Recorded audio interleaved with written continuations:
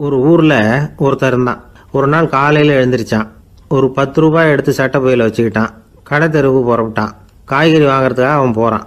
காய்கறி சந்தைக்கு போய் சேர்ந்தான். கத்திரிக்காய் 1/4 கிலோ கொடுங்கன்னான். கொடுத்தாங்க. காசு கொடுக்கறதுக்காக சட்டை பையில் கையை விட்டான். பணத்தை காணும்.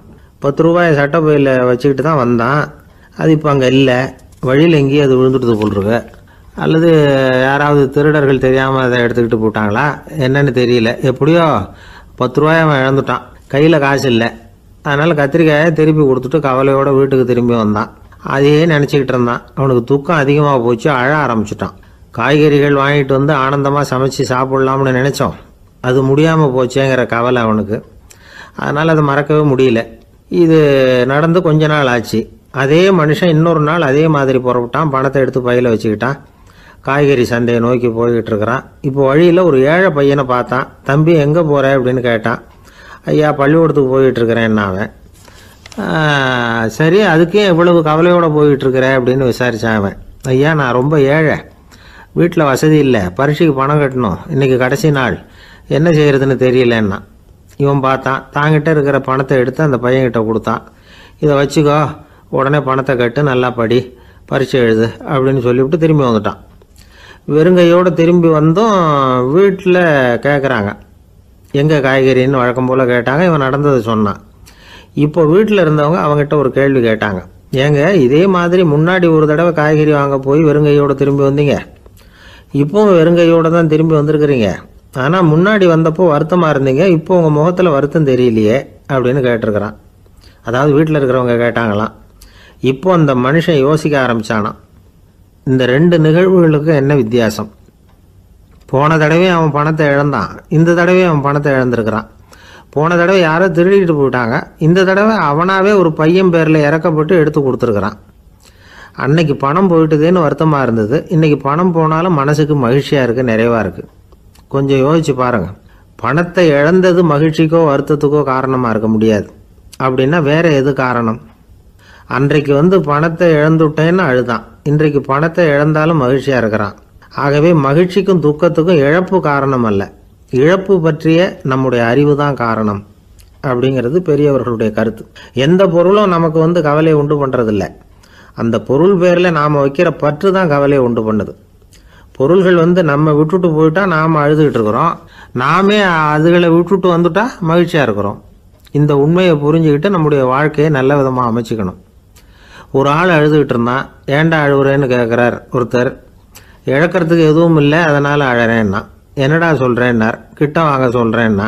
இந்த மணி பர்ஸை வேற ஒருத்தன் பாக்கெட்லேருந்து திருடினேன், அப்புறம் தான் புரிஞ்சுது அவங்ககிட்ட இழக்கிறதுக்கு எதுவும் இல்லைங்கிறது.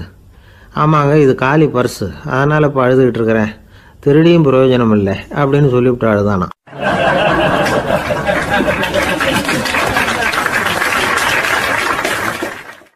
ஒரே ஒரு ஊர், அந்த ஊருக்கு பேர் கொடையாளிப்பட்டி.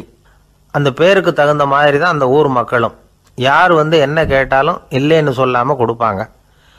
கொடையாளிகள் நிறைந்த ஊர். இனாமா மட்டும் இல்லை, கடனாகவும் பணம் கொடுப்பாங்க. யாருக்காவது அவசரமாக பணம் தேவைப்பட்டதுன்னு வச்சுக்கோங்க, அந்த ஊருக்கு போய் வாங்கிக்கலாம். பத்திரம் தேவையில்லை, சாட்சி தேவையில்லை, ஜாமீன் தேவையில்லை, எந்த உத்தரவாதமும் கேட்காம பணம் கொடுத்துருவாங்க. நம்மளால் ஒருத்தனுக்கு பணம் தேவைப்பட்டது, சொந்த பந்தமெல்லாம் கேட்டு பார்த்தா யாரும் கொடுக்குற வழியாக தெரியல. எல்லாரும் அவங்கவுங்க சௌரியத்தை பார்க்குறவங்க, அடுத்தவங்க சௌரியத்தை பற்றி கவலைப்படாதவங்க. இவன் எல்லாரையும் கேட்டு பார்த்துட்டு சோர்ந்து போய் உக்காந்துட்டான். அந்த நேரம் தான் கொடையாளிப்பட்டியை பற்றி கேள்விப்பட்டான். அப்படி ஒரு ஊர் இருக்கிறது தெரிஞ்சதும் அந்த ஊருக்கு வழி கேட்டுக்கிட்டு ஒரு நாள் புறப்பட்டு போனான். வயல்காட்டு வழியாக போக வேண்டியிருந்தது. மெதுவாக நடந்து ஊர் எல்லைக்கு வந்துட்டான். 2 பக்கமும் விவசாய வேலைகள் மும்முரமாக நடந்துக்கிட்டு இருக்குது. ஏர் உழுதுகிட்டு இருக்கிறாங்க. அப்போ அங்கே ஒரு ஆளை பாம்பு கடிச்சுட்டுது. பக்கத்தில் வேலை செஞ்சுக்கிட்டு இருந்தவங்க ஓடி வந்தாங்க. அவசரமாக செய்ய வேண்டிய முதல் உதவியெல்லாம் செஞ்சு பார்த்தாங்க, பலன் இல்லை. அந்த ஆள் செத்து போட்டான். அவன் செத்து விட்டான்னு தெரிஞ்சதும் அவனை தூக்கி வரப்பு மேலே போட்டுட்டு எல்லாரும் அவங்கவுங்க வேலையை கவனிக்க ஆரம்பிச்சிட்டாங்க. அங்கே ஒரு ஆள் இவனை பார்த்து சொன்னான், ஐயா நீங்கள் போகிற வழியில் இவன் சொந்தக்காரன், இவனுக்கு சோறு கொண்டுகிட்டு வருவான், இவன் இங்கே செத்துட்டான்னு அவங்ககிட்ட சொல்லிவிடுங்க அப்படின்னா. இவனுக்கு ரொம்ப ஆச்சரியம். என்னடா இது, பாம்பு கடிச்சுட்டுதுன்னதும் பதறி அடிச்சுக்கிட்டு ஓடி வந்தாங்க, செத்துட்டான்னதும் பேசாமல் தூக்கி போட்டுட்டு போயிட்டாங்க அப்படின்னு நினச்சிக்கிட்டே நடந்து போகிறான். எதிரில் சோறு கொண்டுக்கிட்டு ஒரு ஆள் வந்தான். இவன் விவரத்தை சொன்னான். அங்கே உங்கள் சொந்தக்காரன் பாம்பு கடிச்சு செத்து போட்டான் அப்படின்னா. அவன் கொஞ்ச நேரம் அமைதியாக நின்னான். அதுக்கப்புறமா அங்கேயே வரப்பில் உட்காந்து கொண்டுகிட்டு வந்த சோத்தை தானே சாப்பிட்டு முடித்தான். பேசாமல் எழுந்திரிச்சு திரும்பி போயிட்டான். கொஞ்சம் கூட பதறல, அழலை. இப்படியும் ஒரு ஊரா அப்படின்னு நினச்சி ஆச்சரியப்பட்டுக்கிட்டே இவன் ஊருக்குள்ளே போனான். ஒரு பெரிய மனுஷனை பார்த்து பணம் கேட்டான். அவரும் இவனோட பேரையும் ஊரையும் மட்டும் விசாரிச்சுக்கிட்டு தேவையான பணத்தை கொடுத்துட்டார். பணத்தை வாங்கிட்ட பிறகு தன்னுடைய மனசை அரிச்சிக்கிட்டு இருந்த அந்த விஷயத்தை பற்றி கேட்டான். ஐயா, வழியில் ஒருத்தன் செத்துட்டான், அவனை அப்படியே தூக்கி வரப்பில் போட்டுட்டு எல்லாரும் வயல்வெளி வேலைகளை பார்த்துக்கிட்டு இருக்கிறாங்களே அப்படின்னா. இதுக்கு அந்த பெரியவர் சொன்னார், ஆமாம் அப்படி தான் செய்வோம், வேலை முடிஞ்சு வீட்டுக்கு திரும்புகிறப்போ அவனை தூக்கிட்டு வந்து அடக்கம் பண்ணிடுவோம் அப்படின்னார். ரொம்ப ஆச்சரியமாக இருக்கே அப்படின்னா. ஏன் உங்கள் ஊரில் யாராவது செத்துட்டா என்ன பண்ணுவீங்க அப்படின்னு கேட்டார். என்ன இப்படி கேட்குறீங்க, எங்கள் ஊரில் எல்லாம் பணத்தை தூக்க விட மாட்டாங்க, ஒப்பாரி வைப்பாங்க, கட்டி புரண்டு அழுது புலம்பி தீர்த்துருவாங்க அப்படின்னா. இவன் பெரியவர் பார்த்தார். அவங்ககிட்ட கொடுத்த பணத்தை லபக்குன்னு பறிச்சுக்கிட்டார். திருப்பி வாங்கிட்டார். இவன் பதறி போய் நிற்கிறான். அவர் சொன்னார், பணத்தையே விட மாட்டேன்னு கட்டுப்பிடிச்சி அழுதா நான் கொடுத்த பணத்தை மட்டும் எப்படி திருப்பி கொடுக்க போகிறேன், போயிட்டு வா அப்படின்னு விரட்டி விட்டாரான். இந்த கதையை நண்பர் ஒருத்தர் சொன்னார். கதை வேடிக்கையாக தெரிஞ்சால் கூட இதில் கருத்து உண்டு. பணம் பிணம் இது ரெண்டையுமே விடுறதுக்கு அவ்வளவு சுலபமாக மனம் வர்றதில்லை. இந்த ரெண்டு விஷயங்கள்லேயும் அறிவார்ந்த செயல்பாடு தேவை. ஒரு பேருந்து மரத்தில் மோதி விட்டுது. எல்லாரும் அடிபட்டு முனைகிட்டு கிடக்கிறாங்க. டிரைவர், கண்டக்டர் இவங்களுக்கும் அடி. அவங்களும் ஒரு பக்கம் கிடக்கிறாங்க. ஒரு மூலையில் கிடக்கிற ஒருத்தன் மெதுவாக முக்கி முனகி கண்டக்டர்னு சத்தம் போடுறான். கண்டக்டர் மெதுவாக நகர்ந்து அவங்ககிட்ட போய் என்னன்னு விசாரிக்கிறார். அவன் ரொம்ப சிரமப்பட்டு வாயை திறந்து ஒரு 15 காசு சில்லற பாக்கி அப்படின்னானான்.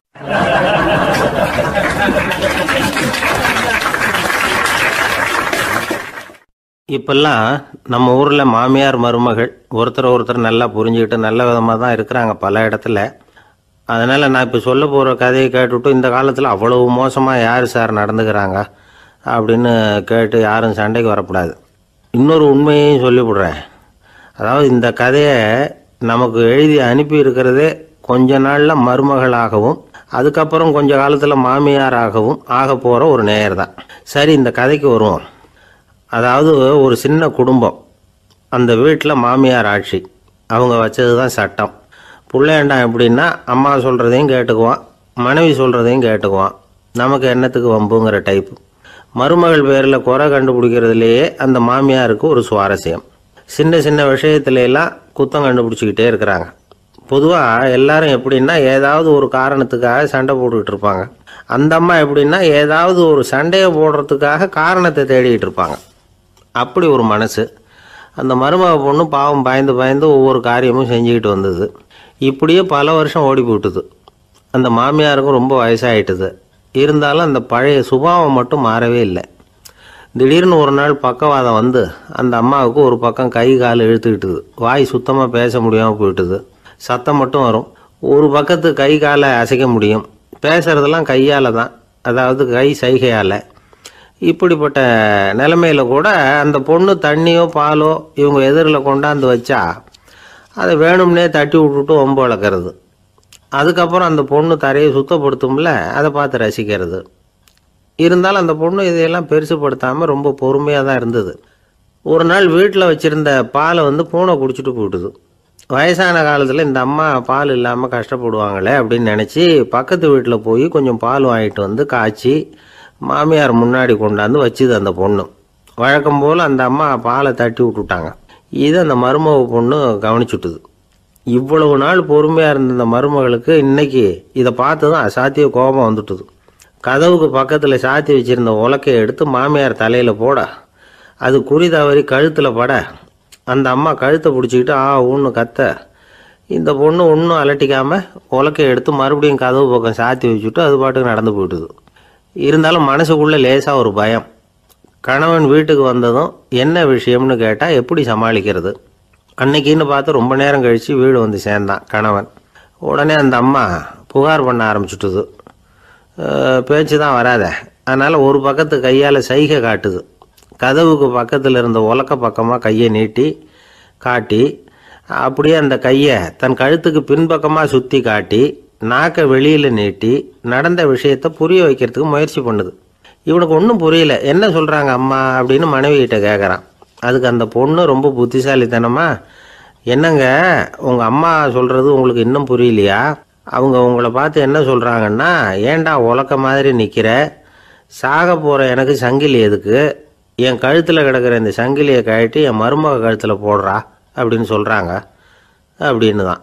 ஓ அப்படியா விஷயம்னு சொல்லி அம்மா கழுத்தில் இருந்த சங்கிலியை எடுத்து மனைவி கழுத்தில் போட்டுட்டு, அம்மா உன் விருப்பப்படியே போட்டாச்சு, இனிமேலாவது நிம்மதியாக படுத்து தூங்கு அப்படின்னு சொல்லிவிட்டு உள்ளே போயிட்டான். பார்த்தீங்களா கதையை? அதனால தான் மாமியார்கள் சைகை காட்டுறதுன்னா கூட இனிமேல் ஜாக்கிரதையாக இருக்கணும்.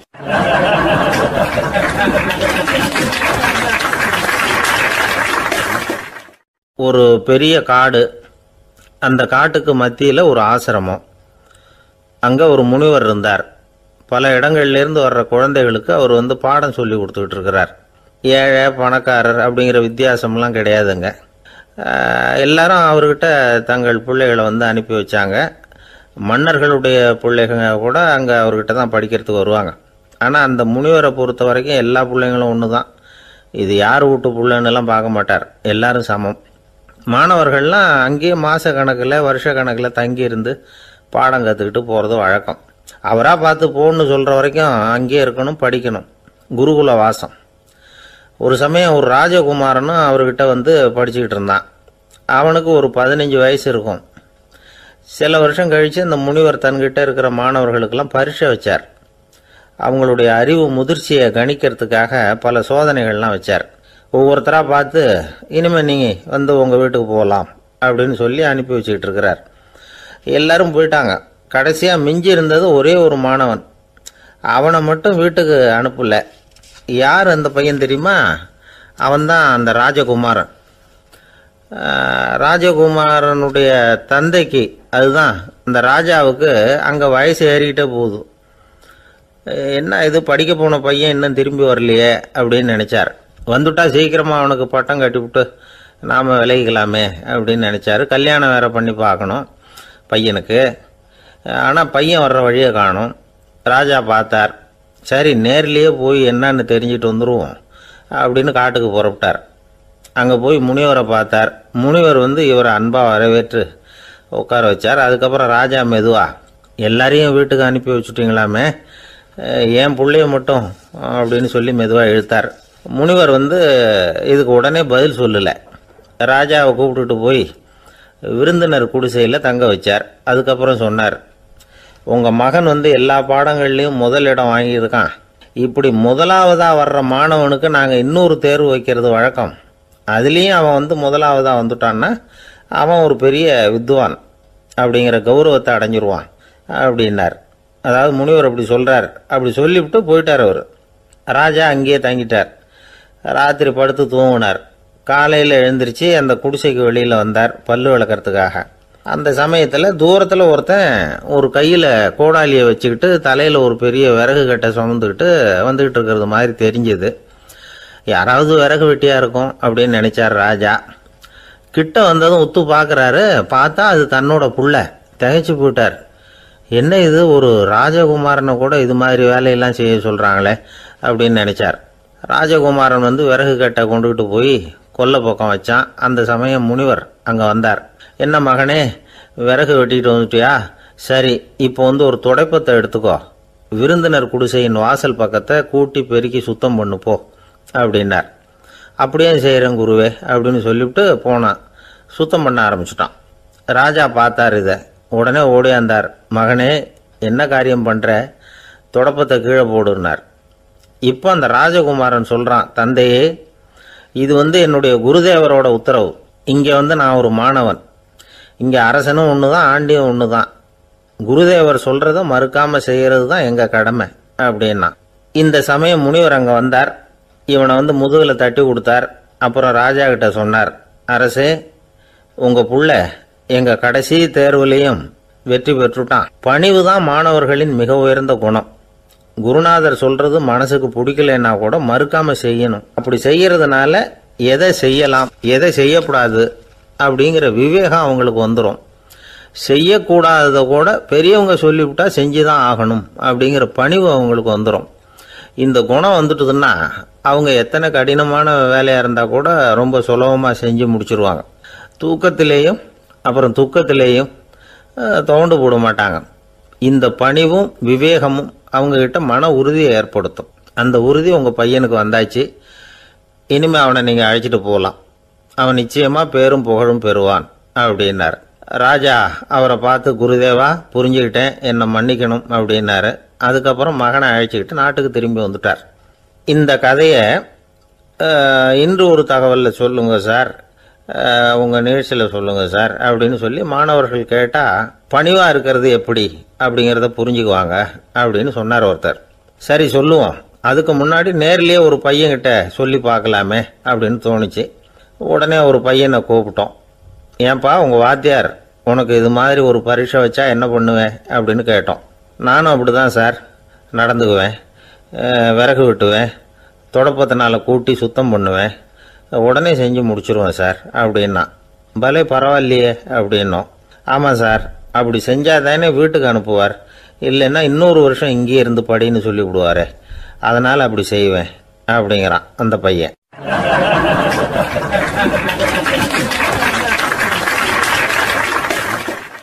இந்த உலகத்தில் உண்மையாகவே வேதாந்தம் பேசுகிறவங்களும் உண்டு.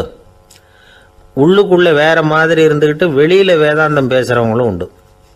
ஒரு ஆள் இருந்தார். அவரும் ஒரு கடை வச்சு வியாபாரம் பண்ணிக்கிட்டு இருந்தார். மகா கஞ்சன், யாருக்கும் எந்த உதவியும் செய்ய மாட்டார். எச்சில் கையென்ன ஈர கையை கூட உதற மாட்டார். அப்படிப்பட்ட மனுஷன். அந்த ஊருக்கு ஒரு முனிவர் வந்துக்கிட்டு இருந்தார். வருஷத்துக்கு ஒரு தடவை வருவார். ஒரு நாள் 2 நாள் இருப்பார், அப்புறம் போயிடுவார். அந்த முனிவர் வர்றப்போலாம் இந்த ஆள் எழுந்திரிச்சு ஓடி போய் அவரை வரவேற்பான். ரொம்ப பெரிய வேதாந்தி மாதிரி அவர்கிட்ட பேசிக்கிட்டு இருப்பான். காயமே இது பொய், வெறும் காற்றடைத்த பையும்மா, தர்மம் தலைகாக்கும்மா.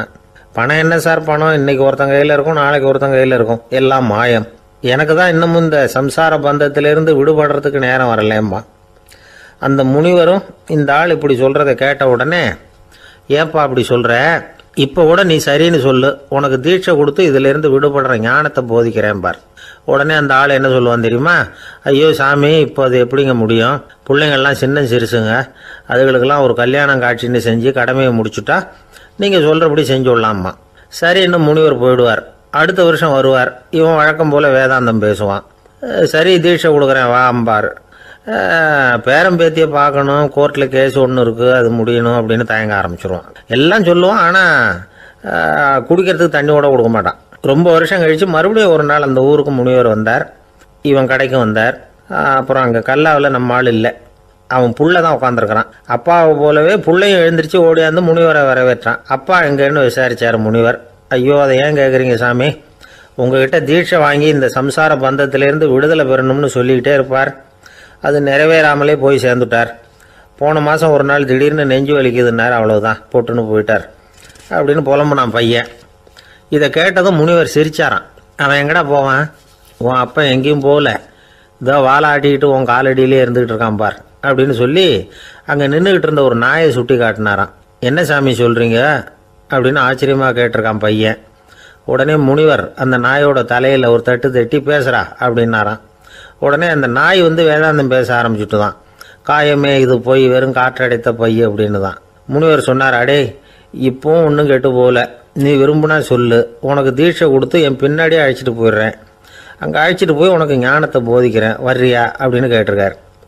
உடனே அந்த நாய் சொல்லிச்சான், ஐயோ அதை ஏன் கேட்குறீங்க சாமி, நான் உண்ணாமல் தின்னாமல் ஏராளமான சொத்து சேர்த்து வச்சுட்டேன். என் பிள்ளைங்க அதோட பெருமை தெரியாமல் ராத்திரி நேரம்லாம் கதவை திறந்து போட்டுட்டு தூங்கிடுவாங்க. அதனால் இப்படி நாயாக பிறந்து ராத்திரி பகலாக சுற்றி சுற்றி காவல் காத்துக்கிட்டு கிடக்கிறேன். இப்போ எப்படி சாமி வர முடியும் அப்படின்னு கேட்டுதான். அறியாமையிலேயே சுகம் கண்டு இப்படி இருக்கிற ஆளுங்களுக்கு எப்படி விடுதலை கிடைக்கும், எப்போ விடுதலை கிடைக்கும் அப்படின்னு கேட்குறார் தசாவதானி, திருக்குறள் பேர் ராமையா. அவர் கேட்குறது நியாயம் தானே. இந்த காலத்து பையன் ஒருத்தன் அப்பா கிட்ட சொன்னான், அப்பா இன்றைக்கி நான் 1 ரூபா மிச்சப்படுத்தி விட்டேன் அப்படின்னு. நானும் அப்படியா என்னடா பண்ணேன்னு கேட்டிருக்கார் அப்பா. டவுன் பஸ்ஸில் ஏறாமல் அது பின்னாடியே ஓடியாந்தேன், 1 ரூபா மிச்சம் தானே அப்படின்றான். அட பாவி, ஒரு ஆட்டோ பின்னாடி ஓடியாந்துருந்தா 10 ரூபா மிச்சமாயிருக்குமே, வேஸ்ட் பண்ணிட்டியே அப்படின்னாரான் அந்த அப்பா.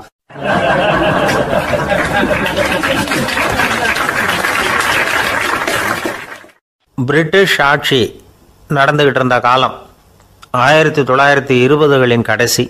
அப்போ நடந்த ஒரு உண்மை நிகழ்ச்சி இது. ஒரு கல்யாண மாப்பிள்ளை ரயிலில் வந்து இறங்க போகிறார். அவரை வரவேற்க ஒரு ராஜ குடும்பமே வந்து காத்துக்கிட்டு இருக்குது. மங்களூர்லேருந்து வந்து இறங்குற அந்த மாப்பிள்ளை யார் தெரியுமா? ஒரு நாய். உண்மைதான், அந்த நாய்க்கு தான் கல்யாணம். சுதேசி சமஸ்தானத்து மன்னர்களில் ஒருத்தர் ஜூனாகட் மகாராஜா. அவரோட வளர்ப்பு நாய் ரோஷனாரா.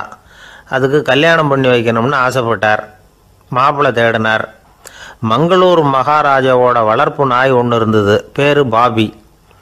இது ரெண்டுக்கும் கல்யாணம் நடத்த முடிவு பண்ணார்.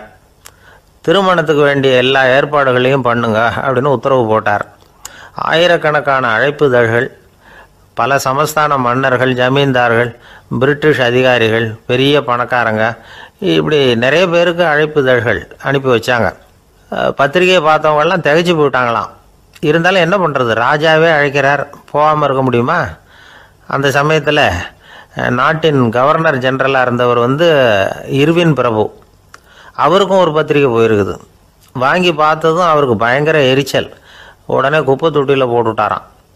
மாட்சிமை தங்கிய பிரிட்டன் சக்கரவர்த்தியின் பிரதிநிதியான தன்னை கேவலம் ஒரு நாயின் திருமணத்துக்காக அழைக்கிறதா அப்படின்னு அவருக்கு ஆத்திரம். இருந்தாலும் கல்யாணம் பிரமாதமாக நடந்துதான். கல்யாணத்தன்னைக்கு பொண்ணுக்கு ஸ்பெஷல் குளியல், தண்ணீருக்கு பதிலாக வாசனை திரவியங்கள், பன்னீர், குளித்ததுக்கு அப்புறம் அலங்காரம், வைர மாலை, முத்து மாலை, ஏகப்பட்ட அலங்காரம். மாப்பிள்ளையை அழைக்கிறதுக்கு ரயில்வே ஸ்டேஷனில் ராஜ குடும்பமே காத்துக்கிட்டு இருக்குது. அவங்களோட வளர்ப்பு நாய்கள் 250. அத்தனை நாய்களுக்கும் பட்டு துணி போத்தி இருக்குது. முத்து வடங்கள் அணிவிச்சிருக்கிறாங்க. எல்லாம் ராஜ நாய்கள். அதுகளையும் வீதியில் நடக்க விடலையாம். அதுகளை சுமந்துக்கிட்டு போக அலங்கரிக்கப்பட்ட யானைகள் காத்துக்கிட்டு இருக்குதான். மாப்பிள்ளைக்கு வரவேற்பு எப்படி தெரியுமா? அது நடந்து வர்ற பாதை பூரா ரத்தன கம்பளம் விரிச்சிருக்குது. 2 பக்கமும் ராஜாங்க அதிகாரிகள் கைகட்டி நிற்கிறாங்க. அரசு படை வீரர்கள் அணிவகுப்பு மரியாதை செலுத்துகிறாங்க. அந்த நாய் ராஜ மரியாதையோடு நடந்து வருது. நகையெல்லாம் போட்டுக்கிட்டு வருது. திருமண மண்டபத்துக்கு வந்து சேருது. அங்கே கல்யாணம் அமோகமாக நடக்குது. இந்த திருமணத்தை முன்னிட்டு அந்த ஜூனாகட் சமஸ்தானத்துக்கு 3 நாள் விடுமுறை வேறு. கல்யாணத்துக்கு வந்திருந்தவங்களுக்கெல்லாம் ஏக தடபுடலாக விருந்து, நாட்டியம் எல்லாம் பிரமாதமாக நடந்து தான். இந்த கல்யாணத்தில் கலந்துக்க வந்திருந்த மற்ற சமஸ்தானத்து மன்னர்கள், திவான்கள், அரச குடும்பத்தினர், இப்படி அவங்க 700 பேராம். அவங்க வந்து போகிறதுக்காக விசேஷ ரயில்கள்லாம் வேற விட்டுருக்காங்க. கல்யாணம் முடிஞ்சதும் அந்த நாய் தம்பதிகளோட பெரிய பெரிய மன்னர்கள்லாம் ஒன்றா உட்காந்து சாப்பிட்டாங்களாம். ஏர் கண்டிஷன் அறையில் அந்த தம்பதிகள் கொஞ்ச காலம் வாழ்ந்துருக்கிறாங்க. கொஞ்ச நாளில் மாப்பிள்ளைக்கு மரியாதை குறைய ஆரம்பிச்சுட்டுது. வெளியில் துரத்தி விட்டாங்களாம். அந்த பெண் நாய் மட்டும் ராஜ போகங்களை அனுபவித்து வந்து தான். இந்த கல்யாணத்தை பார்த்துட்டு தொடர்ந்து மற்ற சமஸ்தானத்து மன்னர்களும் நாய் திருமணங்கள் நடத்த ஆரம்பிச்சுட்டாங்களாம். இது உண்மையில் நடந்திருக்குது. இப்படி அது இருக்கட்டும். இப்போ நம்ம கதைக்கு வருவோம். ஒரு ராஜாவுக்கு ரொம்ப நாள் கழித்து ஒரு குழந்தை பிறந்து தான். அரண்மனை ஜோசியரை கூப்பிட்டுருக்கார் ராஜா. ஜோசியரே, என் மகன் வருங்காலத்தில் சிறந்த வாழ் வீரனாக வரணும்னு ஆசைப்படுறேன். வருவானாங்கிறத கொஞ்சம் பார்த்து சொல்லுங்களேன் அப்படின்னாராம். ஜோசியர் சொன்னார், மன்னா, உங்கள் புள்ள வாழ் வீரனாக வர்றது கஷ்டம். ஆனால் அவரும் உங்களை மாதிரியே நாய்க்குட்டிகள் பேரில் பிரியமாக இருப்பார். அதுகளுக்கு கல்யாணமும் பண்ணி வைப்பார் அப்படின்னாராம். அது எப்படி கண்டுபிடிச்சிங்க அப்படின்னு கேட்டிருக்கார் ராஜா. அரசே, உங்கள் பிள்ளைக்கு வாழ் மேலே உள்ள பிரியத்தை காட்டிலும் நாய் மேலே உள்ள பிரியம் அதிகங்கிறதுக்கான அறிகுறி இப்போவே தெரியுது. நல்லா கவனித்து பாருங்கள். அவர் வாழ்னு கத்துறாரு அப்படின்னாரு. கவனித்து பார்த்துட்டு அப்படி எனக்கு காதில் விழலையே அப்படின்னாராம் மன்னர். அதனால தான் சொன்னேன், அவர் கத்துறது வாழ்னு கத்தலை, வள்ளுன்னு கத்திக்கிட்டு இருக்கார். அதனால தான் அப்படி சொன்னேன் அப்படின்னாராம் அரண்மனை ஜோசியர்.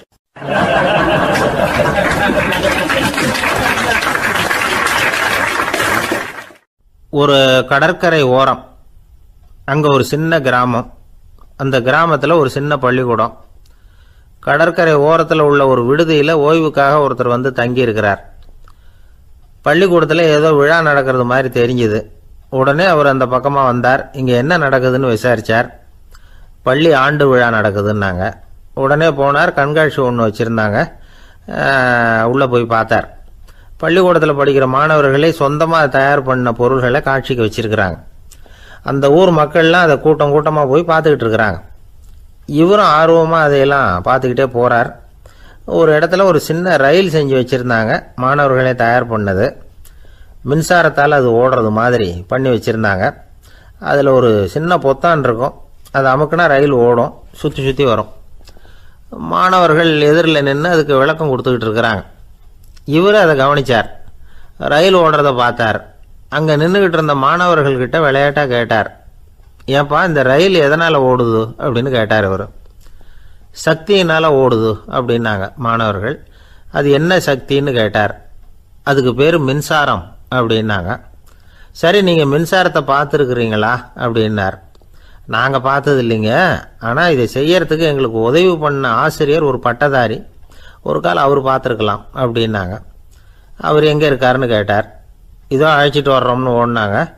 அவர் அழைச்சிட்டு வந்தாங்க. அவர்கிட்ட ஒரு பெரியவர் கேட்டார், மின்சாரத்தை நீங்கள் பார்த்துருக்குறீங்களா அப்படின்னு.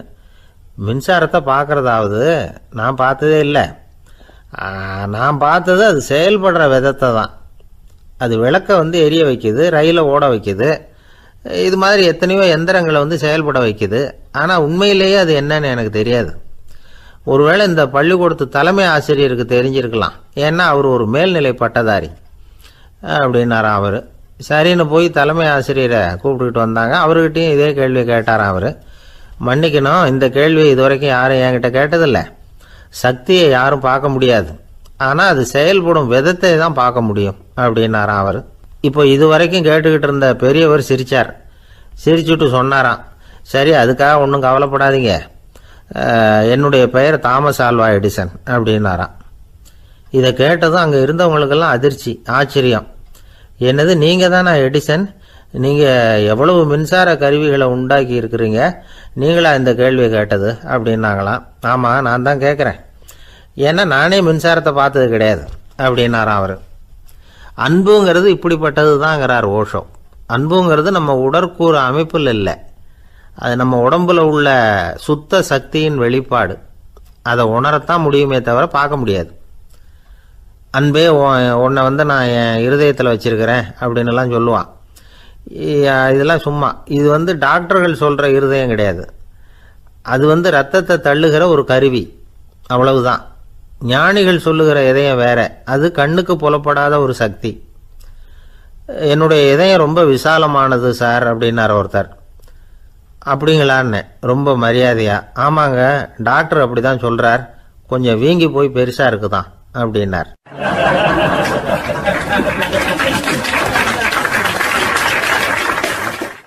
உங்கள் பையன் எப்படி சார் இருக்கான் அப்படின்னு விசாரித்தார் ஒருத்தர். அவன் என்ன சார், எதை சொன்னாலும் காதில் வாங்க மாட்டேங்கிறான், அவன் பாட்டுக்கு போகிறான் வர்றான் அப்படின்னு சொல்லி அழுத்துக்கிட்டார் அப்பா. பெரியவங்க சொல்கிறத சின்ன பிள்ளைங்க கேட்கறது இல்லைங்கிறது ஒரு குறை. பெரியவங்க சொல்கிறது சின்ன பிள்ளைங்க காதிலேயே விழறது இல்லைங்கிறது ஒரு குறை. இது கொஞ்சம் சீரியஸான விஷயம், கவனித்து பார்க்கணும். ஒரு குழந்தைக்கு காது சரியாக கேட்குதா இல்லையா அப்படிங்கிறத நாம் தான் கவனித்து பார்த்து கண்டுபிடிக்கணும். அதுவாக நம்மக்கிட்ட தவழ்ந்து அப்பா எனக்கு காது கேட்கல, அழைச்சிட்டு போங்க டாக்டர்கிட்ட அப்படின்னுலாம் சொல்லிக்கிட்டு இருக்காது. அது சரி, ஒரு குழந்தைக்கு காது சரிவர கேட்குதா இல்லையா அப்படிங்கிறத முன்கூட்டியே நாம் தெரிஞ்சுக்கிறது எப்படி? அதுக்கு சில வழி இருக்குது. உங்கள் குழந்தைய கொஞ்சம் அப்படி கவனித்து பாருங்கள். அடிக்கடி ஜலதோஷம், காதில் அரிப்பு ஏற்படுதா, மூக்கு விரிவாகவும், அப்புறம் டான்சில், அடினாய்டு, சத அழற்சி, இது மாதிரி ஏதாவது இருக்கா, வாயிலிருந்து எச்சில் ஒழுகுதா, குழந்தை வாயினால் சுவாசிக்குதா, பற்கள் முன்னாடி தள்ளி வளருதா, இதெல்லாம் அதுக்கு அறிகுறி. அப்புறம் இந்த VBDF TH இப்படி இந்த ஒலிகள் சேர்ந்த வார்த்தைகளை குழந்தை சரியாக புரிஞ்சுக்காது. இப்போ உதாரணத்துக்கு பட்டுன்னு சொல்லு குழந்தை அப்படின்னீங்கன்னா அது கட்டுன்னு சொல்லும். அதாவது பட்டு சவுண்டை அதால் புரிஞ்சுக்க முடியல. அப்புறம் உங்கள் குழந்தை உங்களை உறக்க பேச சொல்கிறானா, அடிக்கடி கேள்வி கேட்குறானா, சாப்பிட்றப்போ கவனம் இல்லாமல் இருக்கானா, படிப்பில் போதுமான முன்னேற்றம் இல்லையா, வகுப்பில் சரியாக கவனிக்கிறது இல்லையா, இப்படிலாம் இருந்தால் ஆரம்பத்திலேயே டாக்டர்கிட்ட அழைச்சிட்டு போய் சிகிச்சையை ஆரம்பிச்சுடலாம். குணப்படுத்திவிடலாம். குழந்தைக்கு காது சரியாக கேட்கலன்னா நீங்கள் செய்ய வேண்டியது என்ன தெரியுமா?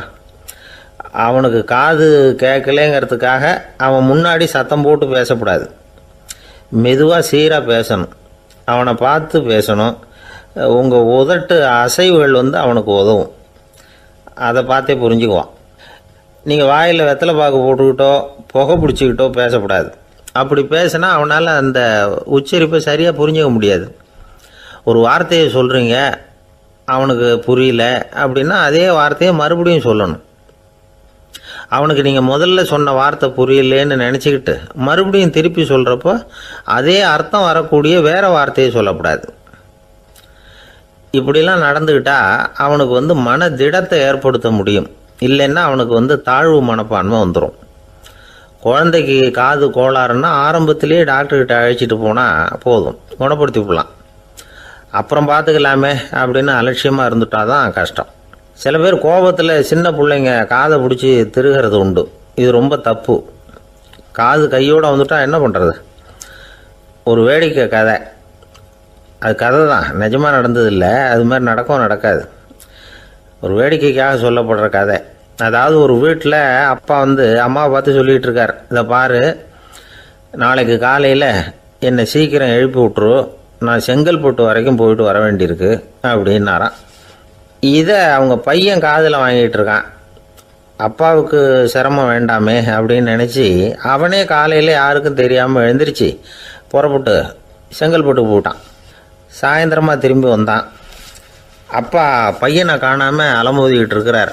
சாயந்தரமாக பையனை பார்த்ததும் எங்கடா போயிட்டு வந்தேன்னு கேட்டார் கோவமாக. செங்கல்பட்டுக்கு போயிட்டு வந்தேன்ப்பா, நீ வீணா அலைய வேண்டாமேன்னு அப்படின்னா. எதுக்கடா போனேன்னு அதட்டினார். அதான்ப்பா, நீ நேற்று அம்மா கிட்ட சொல்லிக்கிட்டு இருந்த, அதை காதில் வாங்கினேன், உனக்காக நான் போயிட்டு வந்தேன் அப்படின்னா. உடனே எந்த காதில் வாங்கினேன் அப்படின்னு சொல்லி காதை பிடிச்சி திருகினார். அந்த காது கையோடு வந்துட்டுது. இது நடந்து கொஞ்ச நாள் கழித்து அந்த அப்பாவும் பையனும் கடத்தெருவில் போய்கிட்டு இருக்கிறாங்க. எதிரில் ஒரு நாய் ஓடி வந்தது. அதுக்கு 2 காதும் இல்லை. என்ன இது, இந்த நாய்க்குட்டிக்கு 2 காதும் இல்லை அப்படின்னார் அப்பா. அதுக்கு பையன் சொல்கிறான், அப்பா அது 2 தடவை செங்கல்பட்டுக்கு போயிட்டு வந்துடுவோம் அப்படின்னானா.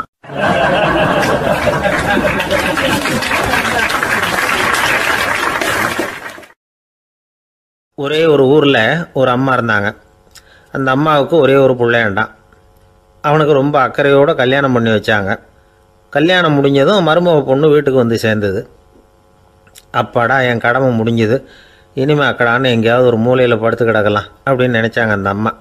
ஆனால் நினைக்கிறபடி எங்கே நடக்குது? அதுக்கப்புறம் தான் பிரச்சனையே ஆரம்பமாச்சு. மருமகள் குணம் சரியில்லை, ஒரு மாதிரி.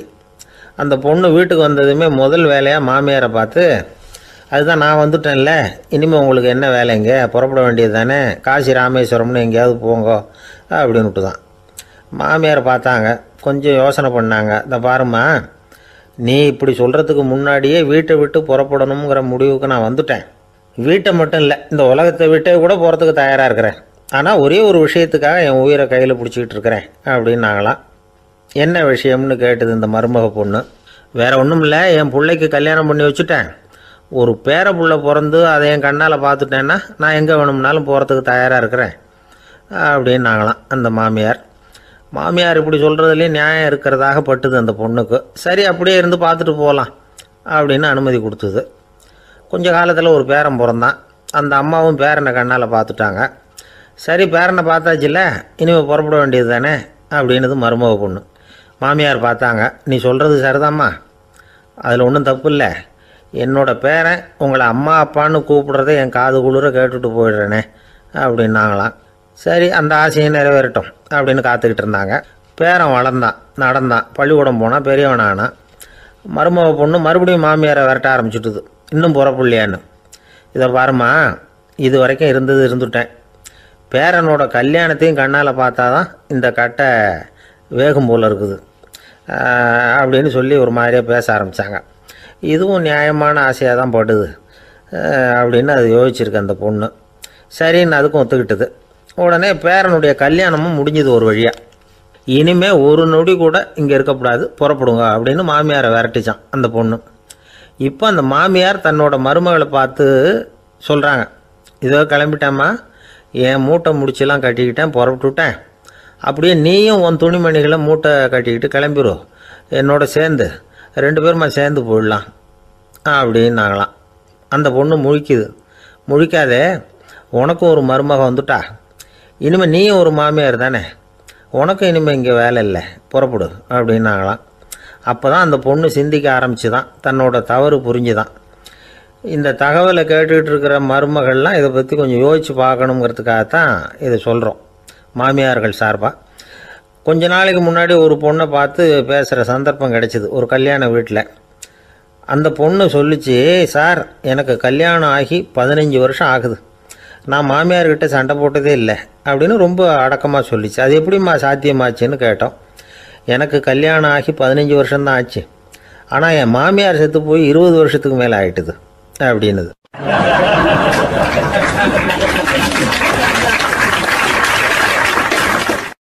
ஒரு அப்பாவுக்கு 2 பிள்ளைங்க.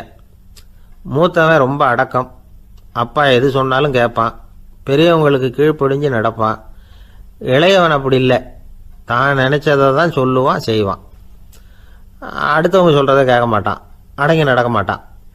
இந்த 2 பேரில் யாரை உங்களுக்கு பிடிக்கும்? பெரியவனை தான் பிடிக்கும், ஏன்னா அவன் தான் சொல்கிற பேச்சை கேட்குறவன் அப்படின்னு சொல்லுவீங்க. ஆனால் ஒரு ஞானி என்ன சொல்கிறார் தெரியுமா? ஒரு குழந்தை அதன் அறிவுக்காக மதிக்கப்பட வேண்டுமே தவிர அதனுடைய கீழ்ப்படியும் தன்மைக்காக அல்ல அப்படிங்கிறார். நம்ம குழந்தைகளை சுயமாக சிந்திக்கிறதுக்கு நாம் விடுறதில்ல, மற்றவங்களை பார்த்து காப்பி அடிக்கிறதுக்கு தான் நாம் அவங்களுக்கு கற்றுக் கொடுக்குறோம். புகழ்பெற்ற மனிதர்கள் சிலருடைய பேரை சொல்லி நீயும் அவர் மாதிரி ஆகணும், இவர் மாதிரி ஆகணும் அப்படின்னு சொல்லிகிட்டே இருக்கிறோம். குழந்தைகள் தங்களுடைய தனித்தன்மையை வளர்த்துக்கிறதுக்கு நாம் தடையாக இருக்கிறோம். ஒரு குழந்தைகிட்ட அனாவசியமாக நம்பிக்கையை வளர்த்துடக்கூடாது, எந்த கோட்பாட்டையும் திணிக்கக்கூடாது. நாம் ஏற்கனவே அர்த்தமில்லாத கருத்துக்களையும் கொள்கைகளையும் மனசில் போட்டு நிரப்பி வச்சுருக்கிறோம். இந்த உலகத்துக்கு புதுசாக சேர்ந்திருக்கிற ஒரு குழந்தையின் தூய்மையான மனசில் நம்ம கருத்துக்களை அறிமுகம் செய்ய அல்லது திணிக்கிறதுக்கு நமக்கு எந்த அதிகாரமும் கிடையாது. ஒரு குழந்தைய நீ இந்த மதத்தை சேர்ந்தவன் அப்படின்னு பிறந்ததுமே ஒரு முத்திரை குத்தி விடுறோம். இது அதோட சுதந்திரத்தை ஆரம்பத்திலேயே கிள்ளி எறிகிறது மாதிரி தான். நீங்கள் ஒரு மதத்தின் வழிமுறைகளை கடைப்பிடிச்சிக்கிட்டு வர்றீங்க, அந்த வழியில் போய்கிட்டு இருக்கிறீங்க, சரி, அதனால் போகிறீங்க. அதுக்காக உங்கள் குழந்தையையும் அதே வழியில் தான் வரணும் அப்படின்னு கட்டாயப்படுத்துறதுக்கு உங்களுக்கு என்ன உரிமை இருக்குது? அந்த குழந்தை சுயமாக சிந்திச்சு ஒரு முடிவுக்கு வரட்டுமே, அதுக்கு நீங்கள் ஏன் தடையாக இருக்கிறீங்க? நமக்கு உண்மையிலேயே நம்ம குழந்தை மேலே அன்பு இருந்தால் இது மாதிரி திணிப்பு வேலைகளை செய்யக்கூடாது. திணிப்பு வேலைகளிலிருந்து குழந்தைகளை காப்பாற்றினா போதும், அதுதான் ரொம்ப முக்கியம். அடுத்த தலைமுறை அற்புதமான தலைமுறையாக உருவாகும். நாம் தான் சாதி மத சங்கடங்களில் மாட்டிக்கிட்டு தவிக்கிறோம். அவங்களாவது சாதி மத வேறுபாடு இல்லாத சமுதாயத்தை பார்க்கட்டுமே, அந்த சௌகரியங்களை அனுபவிக்கட்டுமே. அதுக்கு நாம் என்ன செய்யணும்னா ஒன்றும் செய்யாமல் இருந்தால் போதும். ஒரு குழந்தைகிட்ட நம்ம கருத்தை திணிக்கும் பொழுது என்ன ஆகுது தெரியுமா? அது அவனை அவங்கிட்ட இருந்தே அப்புறப்படுத்தி விடுது, அவனுடைய தனித்தன்மையை அழிச்சுடுது, அவனை ஒரு எல்லைக்குள்ளே திணிச்சுடுது. இதெல்லாம் அன்புங்கிற பேரால் பெற்றோர்கள் செய்கிற தப்பு. இதெல்லாம் கேட்டுக்கிட்டு இந்த காலத்தில் அப்பா ஒருத்தர் சொன்னார், நான் கருத்துக்களை எல்லாம் என் பையன்கிட்ட திணிக்கிறது இல்லைங்க, ஆனால் அதிகமாக சாப்பிட சொல்லி கட்டாயப்படுத்துவேன் அப்படின்னார். உங்கள் வீட்டு சமையல் அவ்வளோ நல்லா இருக்குமான்னு கேட்டாங்க. நல்லா இருந்தால் நான் ஏன் அவனை சாப்பிட சொல்லி கட்டாயப்படுத்த போகிறேன் அப்படின்னார்.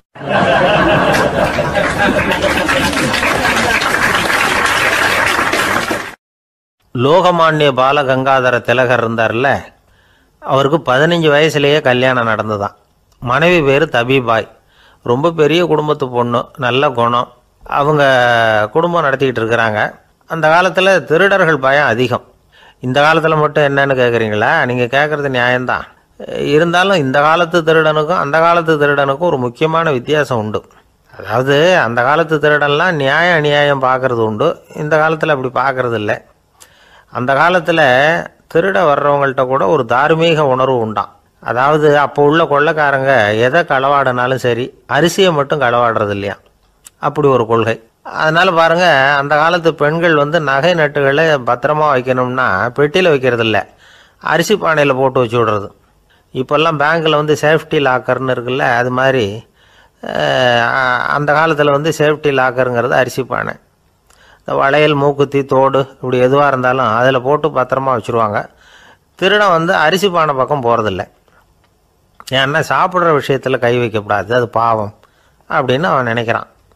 திலகரோட மனைவி தபீபாயும் அதே மாதிரி தன்னுடைய ஆபரணங்களை ஒரு அரிசி பானைக்குள்ளே போட்டு மூடி வச்சுருந்தாங்களாம். இப்படி இருந்தப்போ ஒரு நாள் ஒரு பிச்சைக்கார பொண்ணு வீடு வீடாக பிச்சை கேட்டுக்கிட்டே வந்திருக்குது. திலகர் வீட்டுக்கும் வந்து தர்மம் போடுங்க தாயே அப்படின்னு தான் அந்த பொண்ணு. அந்த அம்மா தபீபாய் காதில் இது விழுந்திருக்கு. உடனே கை நிறைய அரிசி அள்ளிக்கிட்டு வந்து போட்டிருக்கு. பாத்திரத்தில் அரிசியை போட்டதுக்கு அப்புறம் தான் தெரியுது பளிச்சுன்னு கண்ணில் படுது. அதாவது அந்த அம்மாவோட வைர மூக்குத்தி ஒன்று அரிசியோடு சேர்ந்து அந்த பிச்சைக்கார பொண்ணு பாத்திரத்தில் போய் விழுந்துட்டுது. இந்த அம்மாவுக்கு மனசுக்குள்ளே குழப்பம், என்ன இப்படி ஆகிட்டுதே, மூக்குத்தி போயிட்டுதே, பிச்சை பாத்திரத்துலேருந்து அதை எப்படி எடுக்கிறது அப்படின்னு தயக்கம். வாயை திறந்து அதை கேட்கறதுக்கும் கூச்சம். திண்ணையில் உட்காந்துருந்த திலகர் இவ்வளவையும் பார்த்துக்கிட்டு இருக்கிறார். மனைவியின் மனசுக்குள்ளே நடக்கிற மௌன போராட்டத்தை அவர் நல்லா புரிஞ்சுக்கிட்டாராம். மனைவியை பார்த்து சொன்னாராம், தபீபாய், இது வந்து தெய்வ சம்மதம். அவளுக்கு சேர வேண்டிய மூக்குத்தி அவகிட்ட போயிட்டுது. பிச்சை பாத்திரத்தில் விழுந்த மூக்குத்தியை எடுக்க வேணாம் அப்படின்னாராம். சரின்னு சொல்லிவிட்டு மேற்கொண்டு எதுவும் சொல்லாமல் அந்த அம்மா வீட்டுக்குள்ளே போயிட்டாங்களாம். இந்த காலத்துலலாம் அது மாதிரி நடக்குமா? வெறும் அரிசியை போட்டுவிட்டு விவகாரம் பண்ணிகிட்டு இருக்க மாட்டோமா? ஒரு பெரிய மனுஷன் வீட்டுக்கு ஒரு பிச்சைக்காரன் வந்தான். ஐயா, நாங்கள் பிச்சைக்காரங்கள்லாம் சேர்ந்து ஒரு சங்கம் வச்சுருக்குறோம், அதுக்கு நிதி சேர்க்குறோம், அதுக்கு ஒரு 100 ரூபா கொடுத்தீங்கன்னா எங்களுக்கு பெரிய உதவியாக இருக்கும் அப்படின்னானா. அதெல்லாம் ஒன்றும் கொடுக்க முடியாது போ அப்படின்னாரான் அவர். அப்படின்னா ஒரு 50 ரூபாயாவது கொடுங்களேன் அப்படின்ட்டுருக்கான். அதுவும் முடியாதுன்னு சொல்லிவிட்டார். 25 ரூபா அப்படின்ட்டுருக்கான். எதுவும் முடியாது அப்படின்னாரான். சரிங்க, இவ்வளவு பெரிய வீட்டுக்கு வந்துட்டு வெறுங்கையோடு திரும்புறது நல்லா இருக்காது, அதனால் சும்மா ஒரு 1 ரூபா மட்டுமாவது கொடுங்க அப்படின்ட்டுருக்கான் அவன். ஒரு பைசா கூட என்கிட்ட கிடையாது அப்படின்னு விட்டாரான் இவர். அப்படின்னா நீங்கள் ஒரு காரியம் பண்ணுங்களேன் அப்படின்னானா அவன். என்ன செய்யணும் அப்படின்ட்டுருக்கார். எங்கள் சங்கத்தில் நீங்களும் ஒரு மெம்பராக சேர்ந்துருங்க அப்படின்னானா.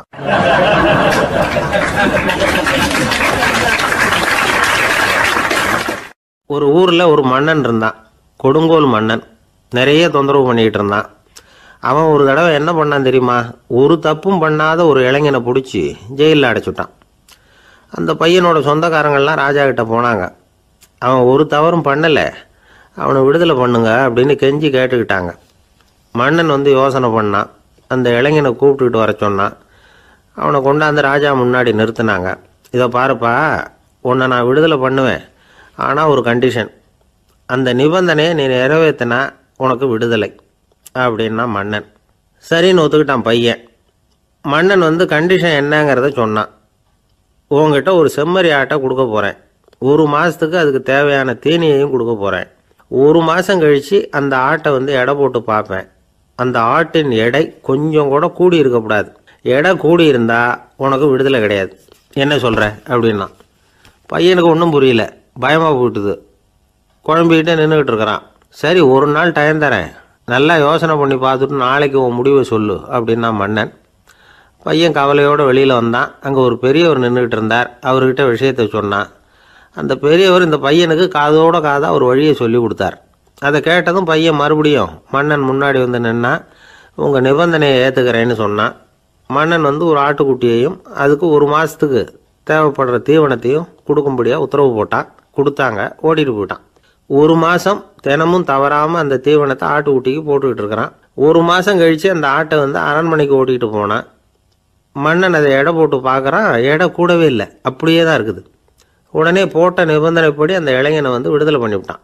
சரி, ஆட்டுக்கு எடை கூடாமல் இருக்கிறதுக்கு அந்த பெரியவர் சொல்லி கொடுத்த யோசனை என்ன அப்படின்னா, அது வேற ஒன்றும் இல்லை.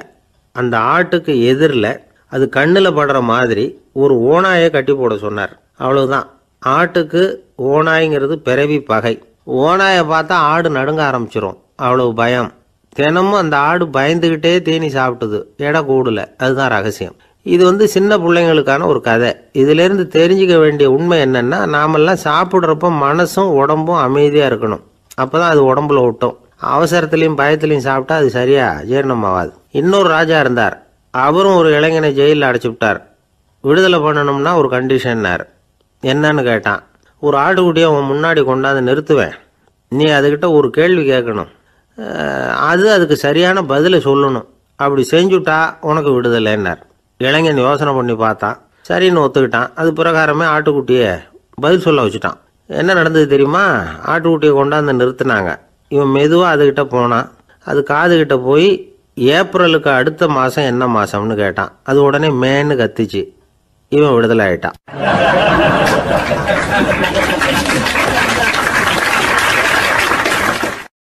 காஞ்சிபுரத்தில் பல்லவ ராஜா ஒரு கோவில் கட்டினார், கைலாசநாதர் கோவில். அதுக்கு கும்பாபிஷேகம் பண்ணுறதுக்கு ஒரு நாள் குறிப்பிட்டு அதுக்கு வேண்டிய ஏற்பாடுகள்லாம் பண்ணினார்.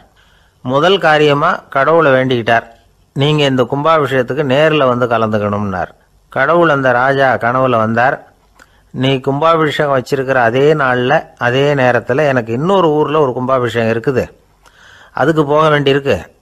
அதாவது திருநின்ற ஊரில் என்னுடைய பக்தர் ஒருத்தர், அவரும் ஒரு கோயில் கட்டி கும்பாபிஷேகம் செய்கிறார், நான் அதுக்கு போக வேண்டியிருக்கு, அதனால் உன்னுடைய தேதியை நீ மாற்றி வச்சுக்கோ அப்படின்னார்.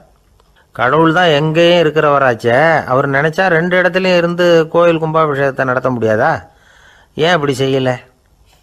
அது ஒரு முக்கியமான காரணத்துக்காகத்தான். திருநின்ற ஊரில் இருந்த பூசலாருங்கிற அந்த அடியாரின் பெருமையை இந்த உலகத்துக்கு எடுத்து காட்டணுங்கிறதுக்காகத்தான் கடவுள் அந்த ராஜா கிட்ட அப்படி சொன்னார். சரி, அந்த அடியார் அப்படி என்னதான் பெருசாக கோயில் கட்டி விட்டார்? ராஜா கட்டின கோயிலை விட பெருசா? அவர் கட்டினது கருங்கல்லாலேயோ மண்ணாலேயோ மரத்தாலேயோ இல்லை. அவர் கட்டின கோயில் வேற மாதிரி. அது மனசால கட்டின கோயில், மனசுக்குள்ளே இருக்கிற கோவில், மனக்கோவில். அந்த அடியார் தன்னோட மனசுக்குள்ளே மாசக்கணக்காக ஒவ்வொரு கல்லாக சேர்த்து கட்டின கோவில். இந்த விஷயம் ராஜாவுக்கு தெரியாது. அவர் என்ன நினச்சுட்டாரு, அது நாம் கட்டின கற்கோயிலை விட ரொம்ப பெருசாக இருக்கும் போல இருக்கு அப்படின்னு நினச்சிட்டார். சரி, அப்பேற்பட்ட அந்த கோயிலை தரிசனம் பண்ணிவிட்டு வருவோம் அப்படின்னு நினச்சி ராஜா திருநின்ற ஊருக்கு போகிறார். அங்கே போய் பார்த்தா கோயிலையும் காணும், ஒன்றையும் காணும். கடைசியில் பூசலார் கட்டின மனக்கோவில் தான் அதுங்கிறத அவர் புரிஞ்சுக்கிறார். உடனே அந்த அடியாரின் காலில் விழுந்து வணங்குறார். அவரோ, இது மனசால முயன்ற கோவில், இதுக்கு இத்தனை பெருமையா அப்படின்னு ஆச்சரியப்படுறார். இதில் ஆச்சரியப்படுறதுக்கு ஒன்றும் இல்லை. ஆண்டவன் விரும்புறது அகபக்தியையே தவிர புற தோற்றங்களே அல்ல. இதை நாம் புரிஞ்சுக்கிட்டோம்னா நமக்குள்ள எந்த வேறுபாடுகளும் வர்றதுக்கு வழியே இல்லை. இன்னொரு ராஜா இருந்தார். அவர் ஆண்டவனுக்கு படைக்கிறதுக்காக ஒரு தார் நல்ல செவ்வாழைப்பழமாக எடுத்துக்கிட்டு போகணும்னு நினச்சார். அதனால் முத நாளே அதை வாங்கிட்டு வர சொன்னார் வேலைக்காரங்கிட்ட. வேலைக்காரன் போனால் கடைத்தெருவில் ஒரு தார் பழம் வாங்கினான். வர்ற வழியில் அவன் குடிசை. அப்படியே எட்டி பார்த்துட்டு போவோமேன்னு நினச்சான். போனான். அங்கே இவனோட குழந்தை பாவம் பசியால் கத்திக்கிட்டு இருக்கு. இவன் பார்த்தான், இவ்வளவு பெரிய தாரில் ஒரு 2 பழம் எடுத்தா தெரியவா போகுது அப்படின்னு நினச்சி ஒரு 2 பழத்தை பிச்சு அந்த குழந்தைகிட்ட கொடுத்தான். அது அதை வாங்கி வயிறார சாப்பிட்டுது. பசி அடங்குச்சு, விளையாட போயிட்டுது. இவன் அதுக்கப்புறம் வாழைப்பழத்தை எடுத்துக்கிட்டு அரண்மனைக்கு வந்தான். 2 பழம் பிச்சிருக்கிறது ராஜாவுக்கு தெரிஞ்சு போச்சு. இவன் உண்மையை சொல்லிவிட்டான். உடனே ராஜா, கடவுளுக்கு படைக்க வேண்டிய பொருளை குழந்தை எச்சில் பண்ண விட்டுருக்கியே அப்படின்னு சொல்லி அவனை கட்டி வச்சு சாட்டையால் அடித்தார் பாவம். மறுநாள் பழத்தை கோயிலுக்கு எடுத்துகிட்டு போனார். கடவுள் முன்னாடி வச்சார். கடவுள் கண்ணை திறந்து பார்த்தார், பழம்லாம் அழுகி இருக்குது. என்ன இது அழுகி போன பழம் அப்படின்னார். ராஜா முழிச்சார். நல்லா தானே இருந்தது அப்படின்னு நினச்சார். அப்போ கடவுள் அந்த ராஜா கிட்ட சொன்னாராம், இதை பாருப்பா, இந்த தாரில் 2 பழம் தான் நல்ல பழம், அந்த 2 பழங்களையும் நேற்றுக்கே நான் சாப்பிட்டுட்டேன் அப்படின்னாராம். அப்போ தான் ராஜாவுக்கு புரிஞ்சுது, ஏழை குழந்தையின் பசியை தீர்க்கறதுக்காக உதவுன அந்த 2 பழம்தான் இறைவன் சாப்பிட்ட பழம்னு. இறைவன் இருக்கிற இடம் எது? இதுதான். ஆந்திர நாட்டில் ஒரு அரசர் இருந்தார். அந்த அரசர்கிட்ட ஒரு அமைச்சர் இருந்தார். அந்த அமைச்சர் பேர் ராயண பாஸ்கர். அவர் ஒரு பெரிய அறிவாளி. அது மட்டும் இல்லை, மிகச்சிறந்த கொடையாளி. யார் எது கேட்டாலும் இல்லைன்னு சொல்ல மாட்டாராம். அதன் காரணமாகவே அவர்கிட்ட இருந்த செல்வம் நாளுக்கு நாள் குறைஞ்சிக்கிட்டே வந்துட்டு தான். கடைசியில் குடும்பத்துக்குன்னு எதுவும் வைக்காமலே அவர் போய் சேர்ந்துட்டார். மகனும் இறந்துட்டார். அந்த குடும்பத்தில் மிஞ்சி இருந்தது அவருடைய மருமகள், ஒரு பேரன், அவ்வளவுதான். இருந்த ஒரே சொத்து பழுதடைஞ்ச ஒரு வீடு.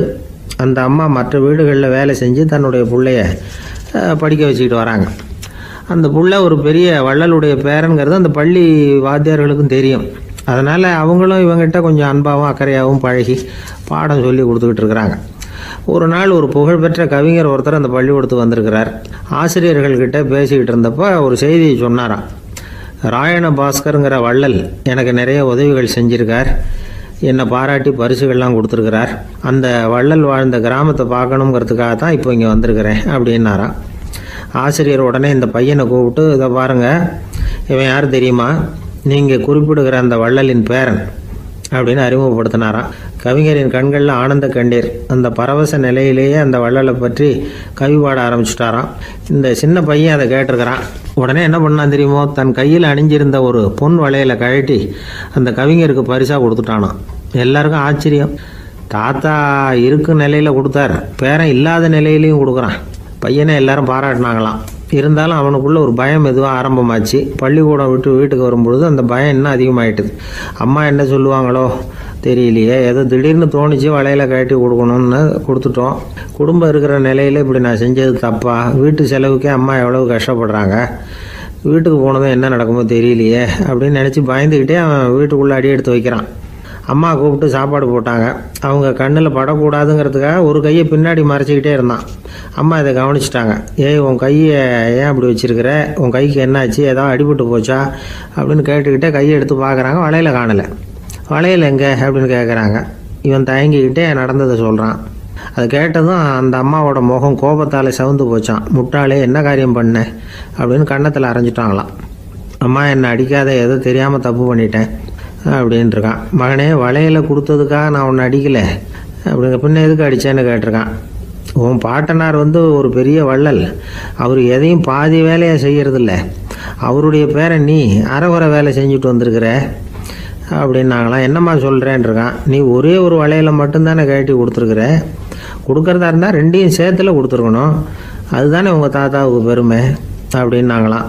அம்மா, தெரியாமல் இப்படி செஞ்சுட்டேன், உங்கள்கிட்டையும் அரை வாங்கிட்டேன் அப்படி இப்படின்னு அவன் சொல்லியிருக்கிறான்.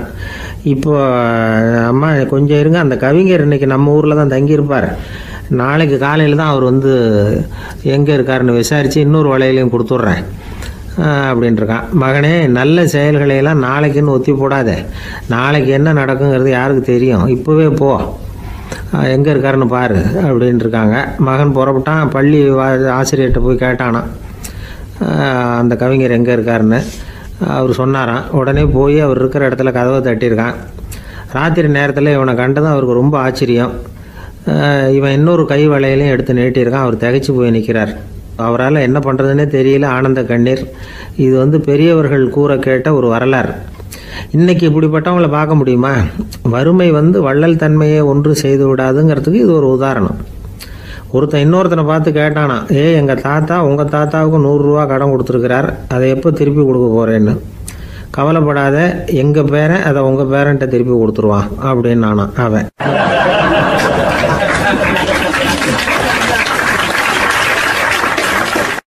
ஒரு ஊரில் ஒரு மன்னர் இருந்தார். புத்தி கூர்மை உள்ள ஒரு மன்னர். பொதுவாக மன்னர்களுக்கு சந்தேகம் வந்தால் சபையில் உள்ள சான்றோர்கள்கிட்ட கேட்டு தெரிஞ்சுக்கிறது தானே வழக்கம். ஆனால் இங்கே அப்படி இல்லை. மற்றவங்களுக்கு சந்தேகம் வந்தால் மன்னர்கிட்ட கேட்டு தெரிஞ்சுக்குவாங்க. அது மாதிரி கேட்டு தெரிஞ்சுக்கிறதுக்காக ஒரு பெரியவர் ஒரு நாள் வந்தார். அவர் கையில் 3 பொம்மைகள் வச்சுருந்தார். 3 ஒரே மாதிரி பொம்மைகள், கொஞ்சம் கூட வித்தியாசம் தெரியல. ஏது இந்த பொம்மைன்னு கேட்டார் மன்னர். எனக்கு வேண்டியப்பட்ட ஒருத்தங்கிட்ட இருந்து இதை வாங்கிட்டு வந்திருக்கிறேன், நான் தான் அவன்கிட்ட இந்த பொம்மையை செஞ்சு கொடுக்க முடியா கேட்டுக்கிட்டேன். அவன் ரொம்ப புத்திசாலி, அவன் தான் இதை செஞ்சு கொடுத்தான், ஆனால் அதில் ஒரு சிக்கல் அப்படின்னார். என்ன பிரச்சனைன்னு கேட்டிருக்காரு இவர். நான் அவன்கிட்ட கேட்டது 3 விதமான பொம்மைகளாக இருக்கணும்னு கேட்டேன், அவன் என்னடான்னா 3 ஒரே மாதிரியாக செஞ்சு கொடுத்துட்டான் அப்படின்னார். அவன்கிட்டயே கேட்கறது தானே அப்படின்ட்டுருக்காரு இவர். கேட்டேன், அவன் என்ன சொல்கிறான்னா இது 3 ஒரே மாதிரி பொம்மை கிடையாது, 3 விதம், ஒன்றுக்கு ஒன்று வித்தியாசம் இருக்குது. இந்த 3 பொம்மையும் 3 விதமான நண்பர்களுக்கு உதாரணங்கள் அப்படின்னு சொல்கிறான். எனக்கு ஒன்றும் புரியல, அதுதான் உங்ககிட்ட வந்தேன் அப்படின்னார். சரி, அந்த பொம்மைகளை இப்படி கொடுங்க அப்படின்னு வாங்கினார் மன்னர். எடுத்துக்கிட்டு உள்ளே போனார். கொஞ்ச நேரம் கழித்து வெளியில் வந்தார். அதுக்கப்புறம் சொன்னார், இதை பாருப்பா, அவன் சொன்னது சரிதான், 3 விதம் தான். இது இருக்குதே முதல் பொம்மை, இது உத்தமமான நண்பனுக்கு உதாரணம். இந்த ரெண்டாவது பொம்மை இது மத்தியமமான நண்பனுக்கு உதாரணம். அந்த மூணாவது பொம்மை இருக்குதே அது மோசமான நண்பனுக்கு உதாரணம். இதை செஞ்சவன் உண்மையிலேயே பெரிய அறிவாளி தான் அப்படின்னாராம். வந்தவருக்கு ஒன்றும் புரியல. பார்த்தா ஒன்றும் வித்தியாசம் தெரியலையே அப்படின்னு அவன் குழம்பி போய் நிற்கிறான். இப்போ அந்த மன்னர் விளக்கம் கொடுக்குறார். அந்த 3 பொம்மையையும் எடுத்து முன்னாடி வச்சார். ஒரு மெல்லிய கம்பியை கையில் எடுத்தார். அந்த முதல் பொம்மை காதில் விட்டார். கொஞ்ச தூரம் உள்ளே போய் அப்படியே நின்றுட்டுது அந்த கம்பி. அப்புறம் ரெண்டாவது பொம்மை காதில் அந்த கம்பியை விட்டார். அந்த கம்பி என்னாச்சுன்னா அப்படியே அது வாய் வழியாக வெளில வந்தது. மூணாவது பொம்மை காதில் கம்பியை செலுத்தினார். அது நேராக இன்னொரு காது வழியாக வெளியில் வந்தது. இப்போ இந்த முதல் வகை இருக்குதே அது மாதிரியான நண்பர்கள் எப்படி தெரியுமா? நம்ம கஷ்டத்தை அவங்கக்கிட்ட சொன்னால் பேசாமல் கேட்டுக்குவாங்க. வெளியில் அதை யாருக்கிட்டையும் சொல்லிகிட்டு இருக்க மாட்டாங்க. வெளியில் தெரியாமல் நமக்கு உதவி பண்ணுவாங்க. செஞ்சுட்டு அதை நான் தான் செஞ்சேன்னு சொல்லிகிட்டு இருக்க மாட்டாங்க. அதுதான் கம்பி ஒரு காது வழியாக போய் உள்ளே நின்றுட்டுது. ரெண்டாவது பொம்மையில் கம்பி என்னாச்சு, ஒரு காது வழியாக போய் வாய் வழியாக வெளியில் வருது. இது மாதிரியான நண்பர்கள்கிட்ட நாம் கஷ்டத்தை சொன்னால் அதை அவங்க 4 பேர்கிட்ட போய் சொல்லி நமக்காக உதவி கேட்பாங்க. நமக்குன்னு கேட்டு வாங்கி அதை நம்மகிட்ட கொண்டுகிட்டு கொடுப்பாங்க. இவங்க மத்தியமமான நண்பர்கள். மூணாவது பொம்மையில் ஒரு காது வழியாக செலுத்துகிற கம்பி இன்னொரு காது வழியாக வெளியில் வந்துடுது. இது மாதிரியான நண்பர்கள்கிட்ட நம்ம கஷ்டத்தை சொன்னால் அவங்க காது கொடுத்து கேட்கறது மாதிரி நடிப்பாங்க. அப்படியே இன்னொரு காது வழியாக அதை வெளில விட்டுருவாங்க. அதை பற்றி கவலைப்பட மாட்டாங்க. இதுதான் இந்த பொம்மைகளுக்குள்ளே இருக்கிற வித்தியாசம் அப்படின்னு விளக்கம் கொடுத்தாராம் மன்னர். படிக்கிற பிள்ளைங்கள்லேயும் இது மாதிரி 3 வகை உண்டு. சில பேர் காதால் வாங்கி மனசில் வச்சுக்குவான். சில பேர் காதால் வாங்கி பேனாவால் எழுதி விடுவான். சில பேர் ஒரு காதால் வாங்கி இன்னொரு காதால் வெளியில் விட்டுருவான். ஒரு பையன் வகுப்பில் ஆசிரியர் பாடம் நடத்தும் பொழுது தலையை வேகமாக ஆட்டி ஆட்டி கேட்பானான். ஏன்டா இப்படி தலையை இப்படி ஆட்டுற அப்படின்னு கேட்டிருக்கான் பக்கத்தில் இருந்தவன். தலையை ஆட்டினா தாண்டா ஒரு காது வழியாக உள்ளே போகிறது இன்னொரு காது வழியாக வெளியில் வேகமாக வெளில போகும் அப்படின்னானா அந்த பையன்.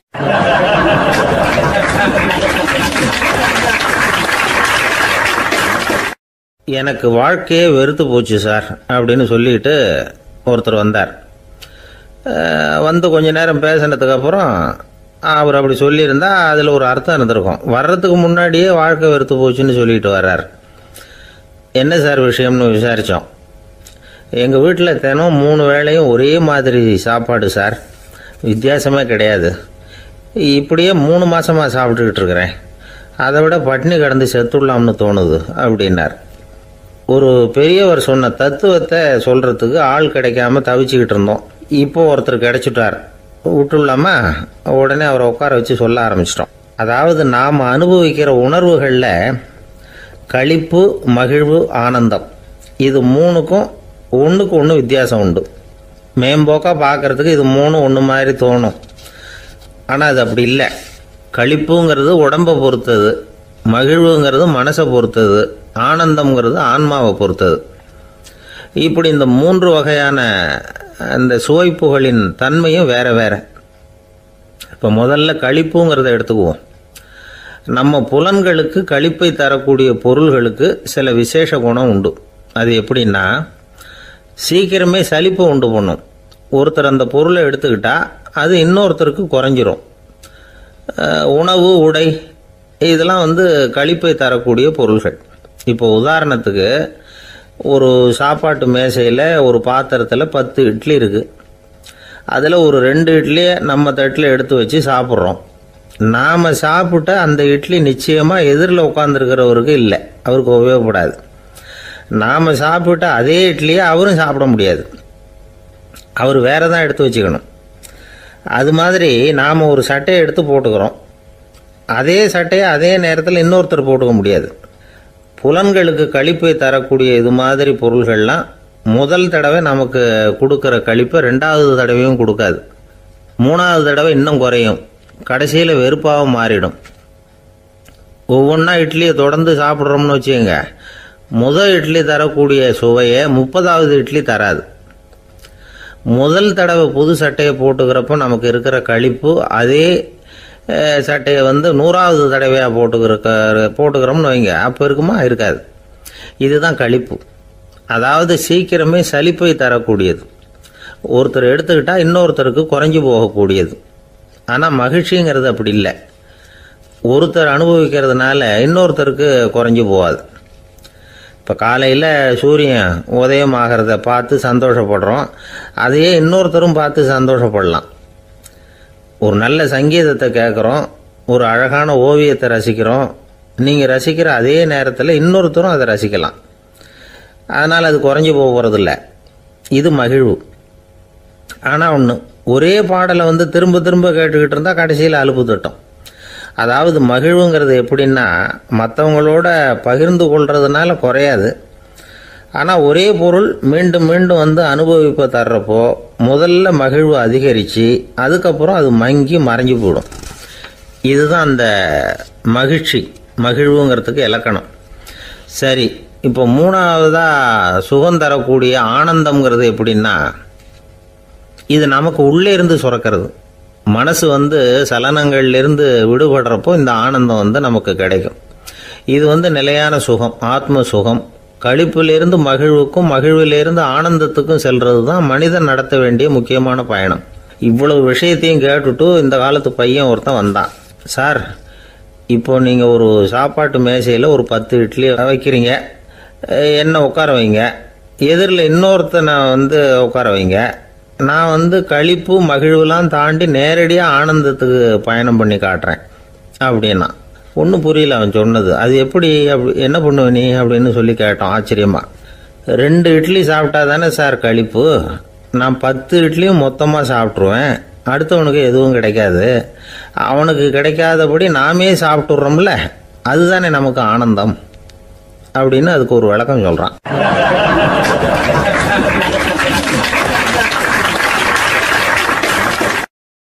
இந்த உலகத்தில் மனுஷன் எவ்வளவோ தவறுகள் செய்கிறான். அதுக்கெல்லாம் என்ன காரணம்? அதை பற்றின ஆராய்ச்சி தான் இன்னைக்கு.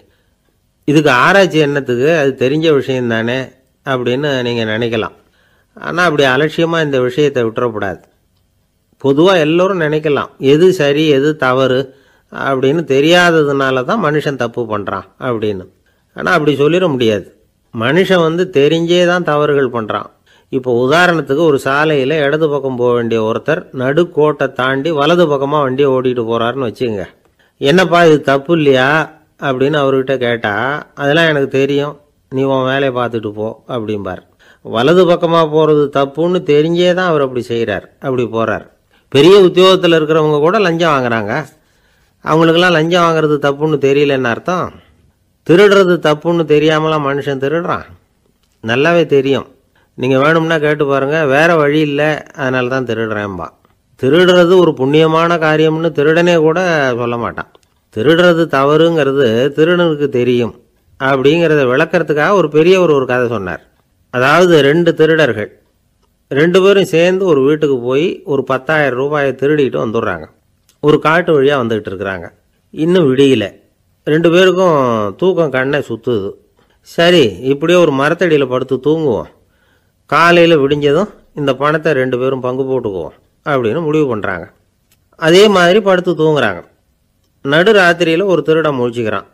விடிகிற வரைக்கும் காத்துக்கிட்டு இருந்தால் 5,000 ரூபா தான் கிடைக்கும், இப்போவே கம்பி நீட்டினா 10,000 ரூபா கிடைக்கும் அப்படின்னு யோசித்து பார்த்துட்டு ஒரு முடிவுக்கு வந்தான். மெதுவாக அந்த 10,000த்தையும் சுருட்டிக்கிட்டு அடுத்தவனுக்கு தெரியாமல் ஓடி போயிட்டான். விடியுது. அடுத்தவன் எழுந்திரிச்சு பார்க்குறான். பணத்தையும் காணலை, பாகஸ்தனையும் காணலை. இந்த திருடன் அந்த திருடனை திட்டுறான்.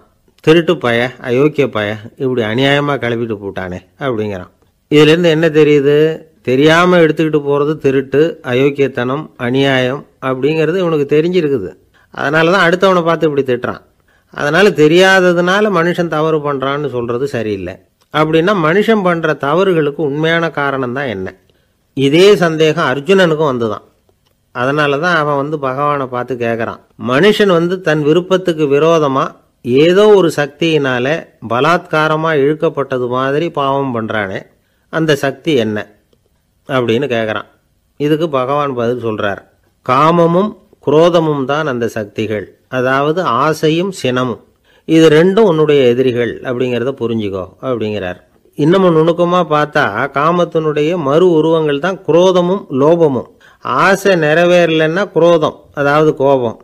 ஆசை நிறைவேறிட்டதுன்னா லோபம், அதாவது பேராசை.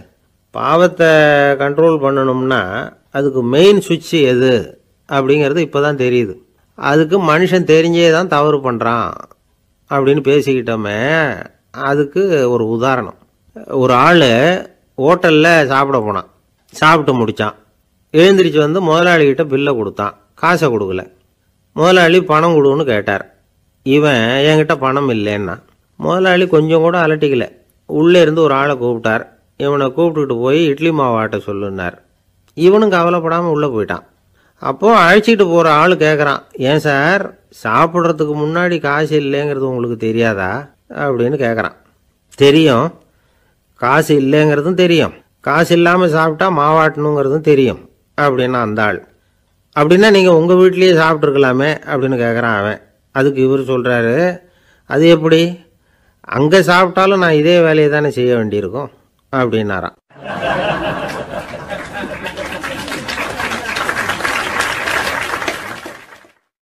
துஷ்டரை கண்டால் தூர விலகு, இப்படி ஒரு பழமொழி உண்டு. எதுக்காக இப்படி சொல்லி வச்சாங்க? துஷ்டன் ஏதாவது தொந்தரவு கொடுப்பான், அதனால் அவனை கண்டா பயந்துக்கிட்டு ஓடி ஒளிஞ்சிக்கோ அப்படின்னா இதுக்கு அர்த்தம் அப்படி இல்லை. ஒரு துஷ்டன் கிட்ட நெருங்கி போகிறோம்னு வச்சுக்கோங்க, அவன் நமக்கு கெடுதலான ஆலோசனைகள் எதையும் சொல்லலாம், அல்லது அவன் தீய உணர்வுகள் உள்ளவனாக இருக்கலாம், அல்லது தீய செயல்கள் செய்யக்கூடியவனாக இருக்கலாம், அல்லது தீய நட்புனால அவன் ஏற்கனவே கெட்டு போனவனா கூட இருக்கலாம். இப்படிப்பட்டவனை நெருங்கி போனால் அவனோட பாதிப்பு நமக்கும் வந்துடும். அதனால் விலகி போ அப்படின்னு சொல்கிறாங்க. இதையே கொஞ்சம் விவரமாக இப்போ பார்ப்போமே. இப்போ இந்த துஷ்டர்களை 4 வகையாக பிரிக்கிறாங்க. இந்த 4 வகைக்கும் உதாரணம் வேணும்னா வேற எங்கேயும் போக வேண்டியதில்லை, மகாபாரதத்தை பார்த்தாவே போதும். அதில் இந்த 4 வகையான தீயோரும் வர்றாங்க. முதல் வகைக்கு உதாரணம் சகுனி. இவன் மனசில் எப்பவும் தீய எண்ணங்கள் தான் நிறைஞ்சிருக்கும். கனவுல கூட தீய ஆலோசனைகள். யாராவது ஒருத்தர் நல்லபடியாக வாழ்ந்தா அதை இவனால் சகிச்சிக்க முடியாது. இப்படிப்பட்டவனோட நெருங்கிய தொடர்பு துரியோதனனுக்கு கிடைச்சிது. துரியோதனன் எப்படின்னா அவன் ஏற்கனவே தீய காரியங்கள் செய்யறதுக்கு தயங்காதவன். அப்படிப்பட்டவனுக்கு தீய போதனைகள் செய்யறதுக்கு சகுனி உதவுனான். இந்த 2 பேரோட சகவாசம் இன்னொருத்தனுக்கு கிடைச்சது. அவன் யாருன்னா துச்சாதனன். அவன் தீய நடத்தை உள்ளவன். இந்த 3 பேரும் ஒன்று சேர்ந்தா என்னத்துக்கு ஆகும்? உலகமே கெட்டு போடும்ல. இந்த 3 துஷ்டர்களோட நல்லவன் ஒருத்தன் சேர்ந்தான். அவன் தான் கர்ணன். கர்ணன் இயல்பாகவே உத்தம குணம் உள்ளவன். அவன் நல்லவங்களோட சேராமல் இப்படிப்பட்ட கெட்டவங்க கிட்ட நட்பு வச்சுக்கிட்டான். அதனால் அவனும் தீய செயல்களில் ஈடுபடுறது மாதிரி ஆயிடுது. துரியோதனனுடைய நண்பனா அவனுடைய ஆதரவில் வளர்ந்ததுனால அவனுக்கு துணையாக இருக்க வேண்டியிருக்குது அப்படின்னா. நட்பு உரிமையினால் உதவி புரிய வேண்டியது சரிதான், அது தப்புன்னு சொல்ல முடியாது. இருந்தாலும் தீய செயல்களுக்கு உதவி செய்கிறது சரியில்லை. புத்தி பலம் புஜ பலம் எல்லாம் இருந்தால் கூட தெய்வ பலம் இல்லைன்னா ஜெயிக்க முடியாது. கர்ணன் மகா வீரன். இருந்தாலும் கடைசியில் அவன் கதி என்னாச்சு? அவங்ககிட்ட எல்லா நல்ல குணங்களும் இருந்தது. இருந்தாலும் ஏன் இப்படி ஆச்சு? தீயவர்களுடைய சேர்க்கை தான் காரணம். அவங்களோட சேர்ந்ததுனால இவனையும் அப்படியே நினைக்க ஆரம்பிச்சுட்டாங்கல்ல. 4 வகை துஷ்டர்களில் இவனும் ஒரு வகை அப்படின்னு சொல்ல ஆரம்பிச்சிட்டாங்க. அதாவது தீய ஆலோசனைக்கு சகுனி, தீய உணர்வுகளுக்கு துரியோதனன், தீய செய்கைக்கு துச்சாதனன், தீய நட்புக்கு கர்ணன். இப்படி உதாரணமாயிட்டான். அதனால தான் துஷ்டரை கண்டால் தூர விலகு அப்படின்னு சொன்னாங்க. அது புராண காலம். இப்பெல்லாம் நிலைமை கொஞ்சம் வேற விதமாக இருக்குது. அன்னைக்கு ஒரு நாள் அப்படிதான் ஒரு காட்டு பாதையில் யாரோ ஒருத்தர் அடிபட்டு கிடந்தார். யாரோ ஒரு துஷ்டன் அவனை அடித்து போட்டுட்டு போயிட்டான் போல இருக்கு. அந்த வழியாக போன ஒருத்தர் பரிதாபப்பட்டு அவனை போய் தூக்குனார். ஆறுதல் சொன்னார், இதை பாருங்க, இந்த வழியாக எப்பவும் தனியாக வரக்கூடாது. ஏன்னா இங்கே ஒரு ரவுடி இருந்துக்கிட்டு வர்றவங்க போகிறவங்களெல்லாம் வழிப்பறி பண்ணிகிட்டு இருக்கிறதா கேள்விப்பட்டிருக்கிறேன் அப்படின்னாராம். இனிமேல் அப்படி கேள்விப்பட மாட்டீங்க அப்படின்னு அந்த ஆள். ஏன்னு கேட்டிருக்காரு இவர். அவன் சொல்லியிருக்கான், நான் தான் சார் அந்த ரவுடி. இந்த வழியாக போனவங்க கிட்ட தகராறு பண்ணேன். அவங்க தான் என்ன இப்படி அடித்து போட்டு என்கிட்ட இருந்த பணத்தையெல்லாம் பிடிங்கிட்டு போட்டாங்க சார்.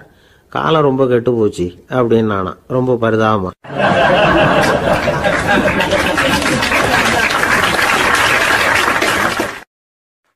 ஒரு ஊரில் ஒரு பெரிய செல்வந்தர் இருந்தார். பணத்துக்கு பஞ்சம் இல்லை. அதனால் இந்த உலகத்தில் முடியாத காரியம் எதுவும் இல்லைன்னு நினைச்சார். பணம் இருந்தாலும் அந்த நினப்பு தானாக வந்துடும். அதனால் இவரும் அப்படி நினச்சதில் ஒன்றும் தப்பு இல்லை. அந்த ஊருக்கு குருநானக் ஒரு தடவை வந்தார். அவருக்கு இந்த செல்வந்தர் ரொம்ப பிரமாதமாக ஒரு வரவேற்பு கொடுத்தார். ஊர் எல்லையிலேயே எங்கள் வீட்டுக்கு வந்து விருந்து சாப்பிட்டுட்டு போகணும்னு கேட்டுக்கிட்டார். அவரும் சரின்னு ஒத்துக்கிட்டார். உடனே தன்னுடைய பங்களாவில் ஒரு பெரிய விருந்துக்கு ஏற்பாடு பண்ணார். குருநானக்கை அழைச்சிட்டு வீட்டுக்கு போனார், உட்கார வச்சார். ஐயா, நான் இந்த ஊர்லேயே ரொம்ப பெரிய வசதி உள்ளவன், என்னால் எல்லாம் முடியும், உங்களுக்காக நான் என்ன செய்யணும்னு சொல்லுங்கள், எதுவாக இருந்தாலும் பரவாயில்ல, எவ்வளவு செலவானாலும் பரவாயில்ல, என்னால் செய்ய முடியும், என்ன செய்யணும்னு சொல்லுங்கள், அது போதும், நான் செய்கிறேன் அப்படின்னு நான் ரொம்ப பணிவா. இதை கேட்டதும் குருநானக் சிந்திச்சார் கொஞ்ச நேரம். அதுக்கப்புறம் தன்னோட சட்டை பைக்குள்ளே கையை விட்டு ஒரு பழைய ஊசி ஒன்று எடுத்தார். அந்த செல்வந்தர்கிட்ட கொடுத்தார். இதை பாருங்கள், இவ்வளவு தூரம் நீங்கள் கேட்கறதுனால சொல்கிறேன், எனக்கு நீங்கள் செய்ய வேண்டிய உதவி இதுதான்னார். ஊசியை கையில் வாங்கிக்கிட்டு இதை என்ன செய்யணும்னு சொல்லுங்க அப்படின்னார் அவர். நீங்கள் செய்ய வேண்டியது என்னென்னா, இந்த ஊசியை பத்திரமா வச்சிருக்கணும். நாம் 2 பேரும் இறந்து போனதுக்கு பின்னாடி இன்னொரு உலகத்தில் நாம் சந்திக்கக்கூடிய வாய்ப்பு இருக்குது. அப்போ இந்த ஊசியை என்கிட்ட கொண்டாந்து கொடுக்கணும். இதுதான் நீங்கள் எனக்காக செய்ய வேண்டிய உதவி அப்படின்னார் குருநானக் லேசாக சிரிச்சுக்கிட்டே. இதை கேட்ட உடனே இந்த பெரியவர் முழிக்க ஆரம்பிச்சிட்டார். அது எப்படிங்க, நான் சாகிறப்ப எப்படி இந்த ஊசியை எடுத்துக்கிட்டு இன்னொரு உலகத்துக்கு வர முடியும்னார். ஊசி மாதிரி ஒரு சின்ன பொருளை கூட இந்த உலகத்தை விட்டு நாம் போகிறப்ப எடுத்துகிட்டு போக முடியாதுங்கிறப்போ உங்களோட செல்வத்தையெல்லாம் எப்படி அங்கே எடுத்துகிட்டு வர போகிறீங்க அப்படின்னு கேட்டார் குருநானக். அதுக்கப்புறம் தான் அந்த பெரியவர் யோசிக்க ஆரம்பித்தாராம். குருநானக் சொல்கிறார், இதை பாருங்கள், நாம் செய்கிற நல்லது கெட்டது தான் கடைசி வரைக்கும் நம்ம கூட இருக்கும். அடுத்தவங்க நல்லா இருக்கணுங்கிறதுக்காக பொருளை செலவு செய்யணும், அப்படி செய்யலைன்னா எந்த பிரயோஜனமும் இல்லை அப்படின்னார். அதுக்கப்புறம் தான் அந்த செல்வந்தரின் அறிவு கண் திறந்து தான். உடனே குருநானக்கை வணங்கினார். ஐயா, என்கிட்ட இருந்த ஆணவம் போயிட்டுது, இனிமேல் என்கிட்ட இருக்கிற செல்வத்தை நல்ல வழியில் செலவழிப்பேன் அப்படின்னாராம். நம்மக்கிட்ட இருக்கிற பணம் எப்பவும் நம்ம கூடவே வந்துக்கிட்டு இருக்காதுங்கிறதுக்கு இது ஒரு உதாரணம். அதுக்காக நாம் பணம் சேர்க்கறத பற்றி கவலைப்பட வேண்டியதில்லை, பேசாமல் படுத்து தூங்கிக்கிட்டு இருந்தால் போதும் அப்படின்னு இதுக்கு அர்த்தம் பண்ணிக்கப்படாது. முறையான வழியில் பணம் சேர்க்கணும், அதை முறையான வழியில் செலவு பண்ணணும். அதனால் ஏற்படக்கூடிய மன நிறைவு இருக்குது பாருங்கள், அது அனுபவித்தவங்களுக்கு தான் தெரியும். சொர்க்கத்துக்கு போகிறவங்க இங்கேருந்து பணத்தை எடுத்துகிட்டு போக முடியாது, ஆனால் நம்ம செல்வத்தை இங்கே மற்றவங்களுக்கு பயன்பட செய்து அதனால் ஏற்படுற புண்ணியம் இருக்குது பாருங்கள், அதை எடுத்துகிட்டு போக முடியுமா. இதுதான் ஆன்மீகவாதிகள்லாம் சொல்கிற கருத்து. ஜான் நியூட்டன் ஒருத்தர், அவர் சொன்னார், நான் எப்போவாவது சொர்க்கத்துக்கு போய் சேர்ந்தேன்னா அங்கே 3 அதிசயங்களை பார்ப்பேன்னார். என்னன்னு கேட்டாங்க. நான் யார் யார் இருக்க மாட்டாங்கன்னு நினச்சிக்கிட்டு இருந்தானோ அவங்களில் சில பேர் அங்கே இருப்பாங்க, அது ஒரு பெரிய அதிசயம்னார். சரி, அடுத்தது என்ன? 2வது அதிசயம் என்னன்னா, அங்கே இருப்பாங்கன்னு நான் எதிர்பார்த்த சில பேர் அங்கே இருக்க மாட்டாங்க அப்படின்னார். சரி, 3வது பெரிய ஆச்சரியம் என்ன அப்படின்னா, நான் அங்கே இருக்க பாருங்க, அதுதான் அந்த 3வது அதிசயம் அப்படின்னாராம்.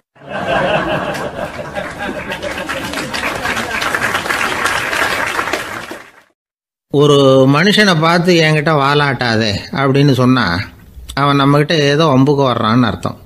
ஒரு நாயை பார்த்து யாரும் என்கிட்ட வாலாட்டாதே அப்படின்னு சொல்கிறது இல்லை.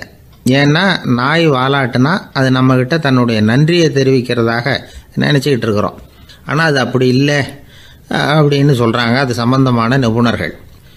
ஒரு நாய் தன்னுடைய வாலை இந்த பக்கமும் அந்த பக்கமுமா இப்படியும் அப்படியும் ஆட்டிக்கிட்டு இருந்தா அது பதட்டத்தில் கூட இருக்கலாம். நாய் நட்பாக இருந்தாலும் வாலாட்டும், ஆத்திரத்தில் இருந்தாலும் வாலாட்டும், கோபத்தில் இருந்தாலும் வாலாட்டும், குழப்பத்தில் இருந்தாலும் வாலாட்டும், மகிழ்ச்சியாக இருந்தால் கூட அது வாலாட்டும். அதை நாம் தப்பாக புரிஞ்சுக்கிட்டு அதுக்கிட்ட போய் மாட்டிக்கக்கூடாது. நாயை பற்றி எனக்கு நல்லா தெரியும் அப்படின்னு சொல்கிறவங்க கூட அதுக்கிட்ட கடி வாங்கிட்டு நிற்கிறது உண்டு. நிபுணர்கள் என்ன சொல்கிறாங்க தெரியுமா? எப்போவுமே நாய்கள் திடீர்னு கடிச்சு விடுறதில்ல, கடிக்கிறதுக்கு முன்னாடி சில அறிகுறிகளை காட்டும். அதை சரியாக புரிஞ்சுக்கிட்டோம்னா தப்பிச்சிக்கலாம். ஒரு வீட்டுக்கு போகிறீங்க, அங்கே புதுசாக ஒரு நாயை பார்க்குறீங்க, உடனே அதுக்கிட்ட போய் குனிஞ்சு சிரிச்சுக்கிட்டே அது தலையில் தட்டுறீங்க. இது ரொம்ப தப்பான். ஒரு நாய் இன்னொரு நாயை நேருக்கு நேர் பார்த்து பல்ல காட்டுனா அது தன்னுடைய தன்முனைப்பை காட்டுதுன்னு அர்த்தமா. உன்னை விட நான் பெரியவன் அப்படின்னு சொல்லுதுன்னு அர்த்தம்.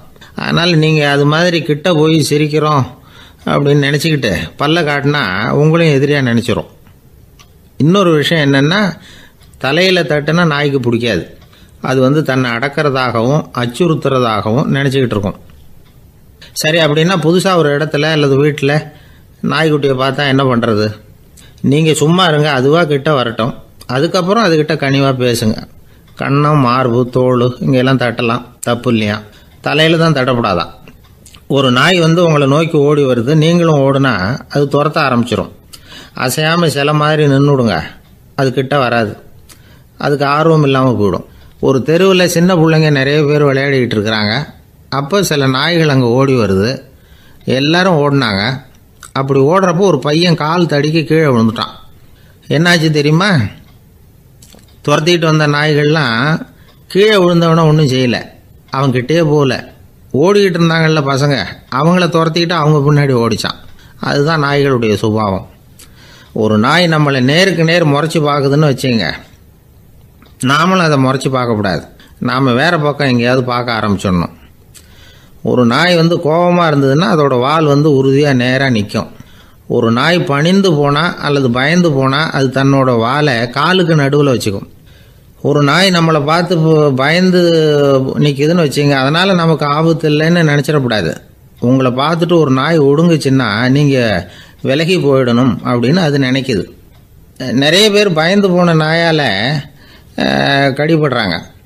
இவன் நம்மளை விட பெரிய ஆள், மாட்டிக்கிட்டோம், வேறு வழி இல்லை அப்படிங்கிற நினப்பில் தான் நாய் வந்து கடிக்க ஆரம்பிக்குதான். இதே மாதிரி சங்கிலியால் கட்டி போடப்பட்டிருக்கிற நாயும் ஆபத்தானது தான். தொடர்ந்து கட்டி போட்டிருந்தா காலப்போக்கில் அது ஒரு மாதிரி ஆகிடும். நாய் வந்து குழந்தைகளை கடிக்காது அப்படின்னு சில பேர் சொல்லுவாங்க. அதுவும் ஒரு தவறான நம்பிக்கை. அதனால் சின்ன குழந்தைகளை தனியாக நாயோட விளையாட விடக்கூடாது. ஆகக்கூடி நாயை பற்றி நிறைய விஷயம் புரிஞ்சுக்க வேண்டியிருக்குது.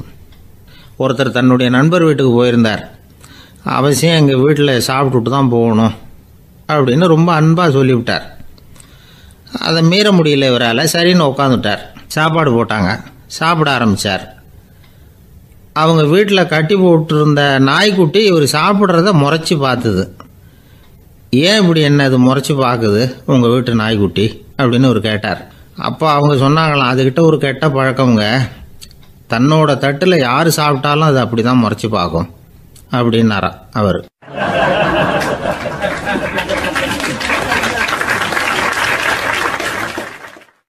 இன்பம் துன்பம் இது ரெண்டும் சேர்ந்தது தான் வாழ்க்கை. இது எல்லாரும் சொல்லிகிட்டு இருக்கிற ஒரு உண்மை. அது சரி, இது ரெண்டும் வர்றதுக்கு என்ன காரணம்? துறவி ஒருத்தர் யோசித்து பார்த்துருக்கார். இன்ப துன்பம் தோன்றுவதற்கு முக்கியமாக 6 காரணங்கள் உண்டு அப்படிங்கிறார் அவர். அது என்னங்கிறத நாமளும் தெரிஞ்சு வச்சுக்குவோமே. இப்போ முதல் காரணம் சுயநலம். ஒரு தாயார் வந்து தன்னுடைய சுயநலம் கருதி தன்னுடைய மகன் இன்பமாக இருக்கணும்னு ஆசைப்படுறாங்க. மகனும் அப்படியே ஆசைப்படுறான். அதனால் தாயாரின் இன்ப துன்பங்களை பார்த்துட்டு மகனும் இன்ப துன்பம் அடையிறான். அந்த அம்மாவுக்கும் அதே நிலைமை தான். ரெண்டாவது காரணம் உறவு. நான் துறவியான பிறகு கூட உறவுங்கிற காரணத்தினால தான் தாயாருடைய சுக துக்கங்களை கண்டு நானும் சுக துக்கம் அடைகிறேன். என் தாயாருடைய நிலைமையும் இதுதான் அப்படிங்கிறார் ஒரு துறவி. மூணாவது காரணம் என்னென்னா அறிமுகம். எனக்கு அறிமுகமான ஒருத்தரை ரயில் நிலையத்தில் சந்திக்கிறேன். அவர் தன்னுடைய பணப்பையை எங்கேயோ தொலைச்சி விட்டு வருத்தப்பட்டுக்கிட்டு இருக்கிறார். நானும் வருத்தப்படுறேன். அந்த சமயத்தில் யாரோ ஒருத்தர் இதுதானே அவங்க பணப்பை அப்படின்னு சொல்லி கொண்டாந்து நீட்டுறார். பணப்பையை தொலைச்சவர் சந்தோஷப்படுறார், நானும் சந்தோஷப்படுறேன். இது அந்த துறவி சொல்கிற அனுபவம். நாலாவது காரணம் என்னென்னா கருணை. எனக்கு முன்னே பின்னே தெரியாத ஒருத்தனை யாரோ ஒருத்தன் அடித்து காயப்படுத்தி போடுறான். கருணை காரணமாக நான் அதுக்காக துக்கப்படுறேன். அஞ்சாவது காரணம் எதையும் நம்புறது. ஒரு பசுமாட்டை ஒரு முரணை அடிச்சுக்கிட்டு இருக்கிறான் அப்படின்னு ஒருத்தர் வந்து நம்மகிட்ட சொல்கிறாருன்னு வைங்க, உடனே நான் துக்கப்படுறேன். இன்னொருத்தர் வந்து அந்த முரணனை போலீஸ்காரங்க பிடிச்சிட்டு போயிட்டாங்கன்னு சொல்கிறாரு, நான் உடனே சந்தோஷப்படுறேன். மூணாவதாக ஒருத்தர் வந்து முதல் 2 பேரும் சொன்னது பொய்யுங்கிறார். அப்போ நான் இன்ப துன்பம் ரெண்டுமே இல்லாமல் நிம்மதியாக இருக்கிறேன். இது ஒரு விதம். அடுத்தது 6வது காரணம் என்னென்னா தன்மயமாகுதல். ஒரு நாவல் படிச்சுக்கிட்டு இருக்கிறோம், அதில் வர்ற பாத்திரங்களோட நாம் ஒன்றி போயிடுறோம். அதில் வர்ற பாத்திரங்கள் சிரிச்சுதுன்னா நாமளும் சிரிக்கிறோம், அது அழுதுன்னா நாமளும் அழறோம். அதெல்லாம் வந்து அந்த துறவி சொல்கிற அனுபவ உண்மைகள். இன்ப துன்பம் இது ரெண்டும் தோன்றுவதற்கு சுயநலம், உறவு, அறிமுகம், கருணை, எதையும் நம்புறது, தன்மயமாகிறது, இது எல்லாம் தான் முக்கிய காரணம் அப்படின்னு அவர் சொல்கிறார். ஆகக்கூடி ஒட்டு மொத்தமாக யோசனை பண்ணி பார்த்தா பிற பொருள்கள் மீது பற்றுதல் காரணமாக தான் நாம் இன்ப துன்பம் அடையிறோம் அப்படிங்கிறத புரிஞ்சிக்க முடியுது. மனுஷன் இன்ப துன்பம் அடையிறதுக்கு 7வது காரணம் கூட ஒன்று உண்டு அப்படின்னு சொல்லிகிட்டே வந்தார் ஒருத்தர். அது என்ன அப்படின்னு கேட்டோம். அதுதான் சார் இந்த நீங்கள் சொல்லிட்டு வர்ற இன்று ஒரு தகவல்னார். எப்படி சொல்கிறீங்கன்னு கேட்டோம். இன்று ஒரு தகவல் கேட்க ஆரம்பிக்கிறப்போ மனசில் இன்பம், ஆரம்பித்த உடனே இது ஏற்கனவே கேட்ட சமாச்சாரமாச்சே அப்படின்னு நினைக்கிறப்போ துன்பம் அப்படின்னு அதுக்கு ஒரு விளக்கம் கொடுத்தார் அவர்.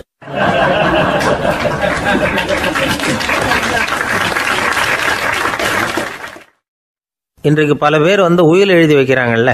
இந்த உயில்னா என்ன? அதாவது ஒரு நபர் தனக்கு பின்னாடி தன்னுடைய சொத்துக்கள் யாருக்கு போய் சேரணும்னு நினைக்கிறாரோ அந்த நினைப்பை சட்டப்படி உறுதிப்படுத்துறது தான் உயில். சரி, உயிலை யார் எழுதலாம்? 18 வயசு பூர்த்தியான யாரும் உயில் மூலமாக சொத்துக்களை விநியோகிக்கலாம். கண் பார்வை இல்லாதவங்க, காது கேளாதவங்க, வாய் பேச முடியாதவங்க, இவங்கெல்லாம் கூட உயில் எழுதி வைக்கலாம். புத்தி சுவாதீனம் இல்லாதவங்க கூட சில சமயம் புத்தி தெளிவாக இருந்தால் உயில் எழுதலாமா. குடிபோதையில் இருக்கிறவங்க, தாங்கள் என்ன செய்கிறோங்கிறது தெளிவாக அறிய முடியாதவங்க, நோய் நொடியில் இருக்கிறவங்க, இவங்கெல்லாம் உயில் எழுத முடியாது. ஒருத்தரை நிர்பந்தப்படுத்தி ஏமாற்றி அல்லது சுய நினைவில்லாத ஒருத்தர்கிட்ட எழுதி வாங்கி வைக்கிற உயில் செல்லாது. உயிலை இந்த முறையில் தான், இந்த படிவத்தில் தான் எழுதணும்னு சட்டத்தில் விதி எதுவும் கிடையாது. இதுக்கு முத்திரை கட்டணமும் கிடையாது. உயிலை வெற்று காகிதத்தில் எழுதலாம். அச்சு அடிக்கணும், டைப் அடிக்கணுங்கிற அவசியம் கூட இல்லை. கையாலேயே கூட எழுதலாம். எழுதி இருக்கிறது புரியணும், அவ்வளவுதான். குறைந்தபட்சம் 2 சாட்சிகளை வச்சுக்கிட்டு உயில் எழுதுகிறவர் அதில் கையெழுத்து போடணும். கையெழுத்து போட தெரியாதுன்னா இடது கை பெருவிரல் ரேகை வைக்கலாம். உயில் சாசனத்துக்கு சாட்சிகள் கையெழுத்து இல்லைன்னாலும் அது செல்லாது. அப்புறம் ப்ரிவிலேஜ்டு வில் அப்படின்னு இருக்கு. அதுக்கு மட்டும் சாட்சிகள் தேவையில்லை. அது என்னென்னா, இந்த விமானப்படை, கப்பல் படை அல்லது யுத்தத்தில் பணிபுரியும் நபர்கள் அவங்கெல்லாம் இருக்கிறாங்க இல்லையா, அப்படிப்பட்டவங்க எழுதுகிற உயில் அது. அதுக்கு சில விசேஷ சலுகைகள் உண்டு. ஒருத்தர் முதல்ல ஒரு உயில் எழுதி வைக்கிறார், அதுக்கப்புறம் மனசு மாறி போகுது, அது வேணாம்னு நினைக்கிறார், ரத்து செஞ்சுடலாம். அதுக்கப்புறம் வேற உயிலும் எழுதலாம். உயிரோடு இருக்கிற வரைக்கும் எத்தனை தடவை வேணும்னாலும் உயில் எழுதலாம். கடைசியாக எழுதப்பட்ட உயில் சட்டப்படி சரியாக இருந்தால் அதுதான் அமலுக்கு வரும். சரி, எழுதுகிற உயிலை ரகசியமாக வச்சுருக்கிறது எப்படி? இது ஒரு கேள்வி. இதுக்கு என்ன செய்யணும்னா, ஒருத்தர் உயிலை எழுதினதுக்கு அப்புறம் அவர் தானாவோ அல்லது அங்கீகரிக்கப்பட்ட முகவர் மூலமாகவோ, அதாவது ஒரு ஏஜெண்ட் மூலமாகவோ, ஒரு கவரில் போட்டு சீல் வச்சு கவர் மேலே தன்னுடைய பெயரை எழுதி அல்லது அந்த ஏஜெண்ட் பெயரை எழுதி கவர் மேலே என்ன அடக்கம் செய்யப்பட்டிருக்கு, உள்ளே என்ன இருக்குது அப்படிங்கிற விவரம்லாம் எழுதி சார் பதிவாளர்கிட்ட ஒப்படைக்கலாம். இதுக்கு கட்டணம் உண்டு. அதுக்கப்புறம் எப்போ தேவைப்படுதோ அப்போ ஒரு மனு கொடுத்து அந்த கவரை திரும்ப வாங்கிக்கலாம். இப்போ எழுதுகிற உயிலை இவ்வளவு நாளுக்குள்ளே பதிவு செய்யணுங்கிற கால வரையறை உண்டா அப்படின்னு ஒரு கேள்வி வரலாம் இல்லையா? எப்போ வேணும்னாலும் பதிவு செய்யலாம். நம்மால் ஒருத்தர் ஒரு நாள் ரொம்ப அவசரமாக வந்தார். இந்த உயில் எழுதுறது சம்பந்தமாக பூரா விவரமாக எனக்கு உடனே தெரியணும்னார். நான் உடனே அவரை வக்கீல் ஒருத்தர்கிட்ட அழைச்சிட்டு போனேன். இவர் அவர்கிட்ட எல்லா விவரமும் கேட்டு தெரிஞ்சுக்கிட்டார். ரொம்ப தேங்க்ஸ்ன்னு சொல்லிவிட்டு 2 பேரும் வெளியில் வந்தோம். அதுக்கப்புறம் இவர்கிட்ட கேட்டேன், ஆமாம் இவ்வளவு விவரமாக கேட்குறீங்களே, உங்களுக்கு எத்தனை பிள்ளைங்க சார் அப்படின்னு கேட்டேன். 6 பேர் சார் அப்படின்னார். சரி, இருக்கிற சொத்து எவ்வளவுன்னு கேட்டேன். அதை இனிமே தான் சம்பாதிக்க போகிறேன் அப்படின்னார்.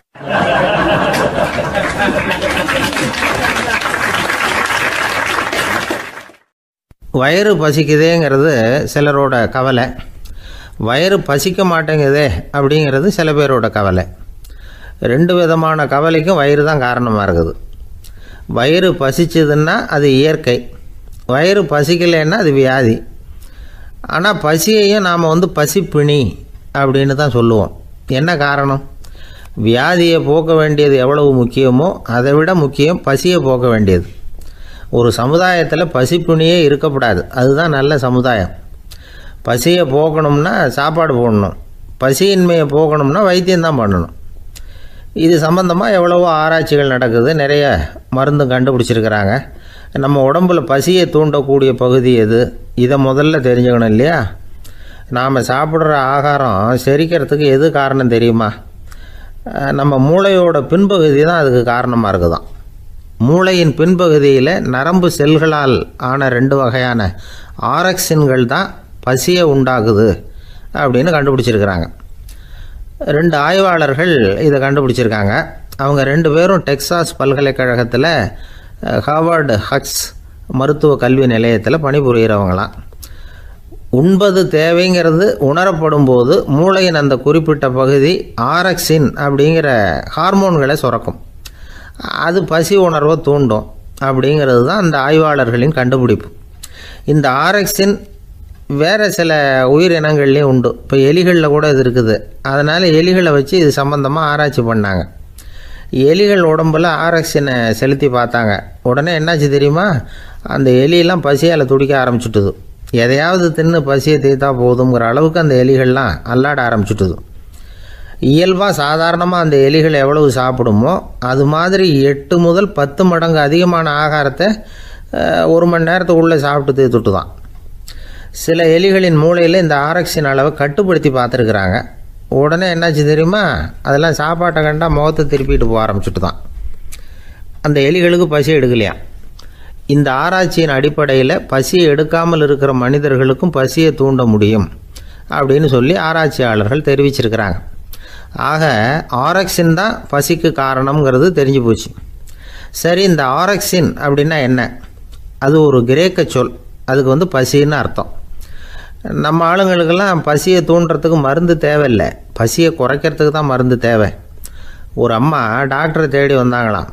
டாக்டர், எங்கள் வீட்டுக்காரருக்கு திடீர்னு அகோர பசி, நிறைய சமைச்சு போடுறேன், அவ்வளவையும் சாப்பிட்டுட்டு கீழே கிடக்கிற குப்பை கூலங்களையும் எடுத்து சாப்பிட ஆரம்பிச்சுட்றார், இது என்னன்னு கவனித்து பாருங்கள் அப்படின்னாங்களாம். எவ்வளோ நாளாக அப்படி இருக்குதுன்னு கேட்டிருக்காரு டாக்டர். 1 வாரமாக அப்படி இருக்குதுன்னாங்களாம். இவ்வளவு நாளாக ஏன் சும்மா இருந்தீங்க? ஆரம்பத்திலே இங்கே அழைச்சிட்டு வர வேண்டியது தானே அப்படின்னாரான் டாக்டர். அது ஒன்றும் இல்லை டாக்டர், வீடு பூரா சுத்தமாகட்டுமேன்னு பார்த்துக்கிட்டு இருந்தேன் அப்படின்னாங்களாம் அந்த அம்மா.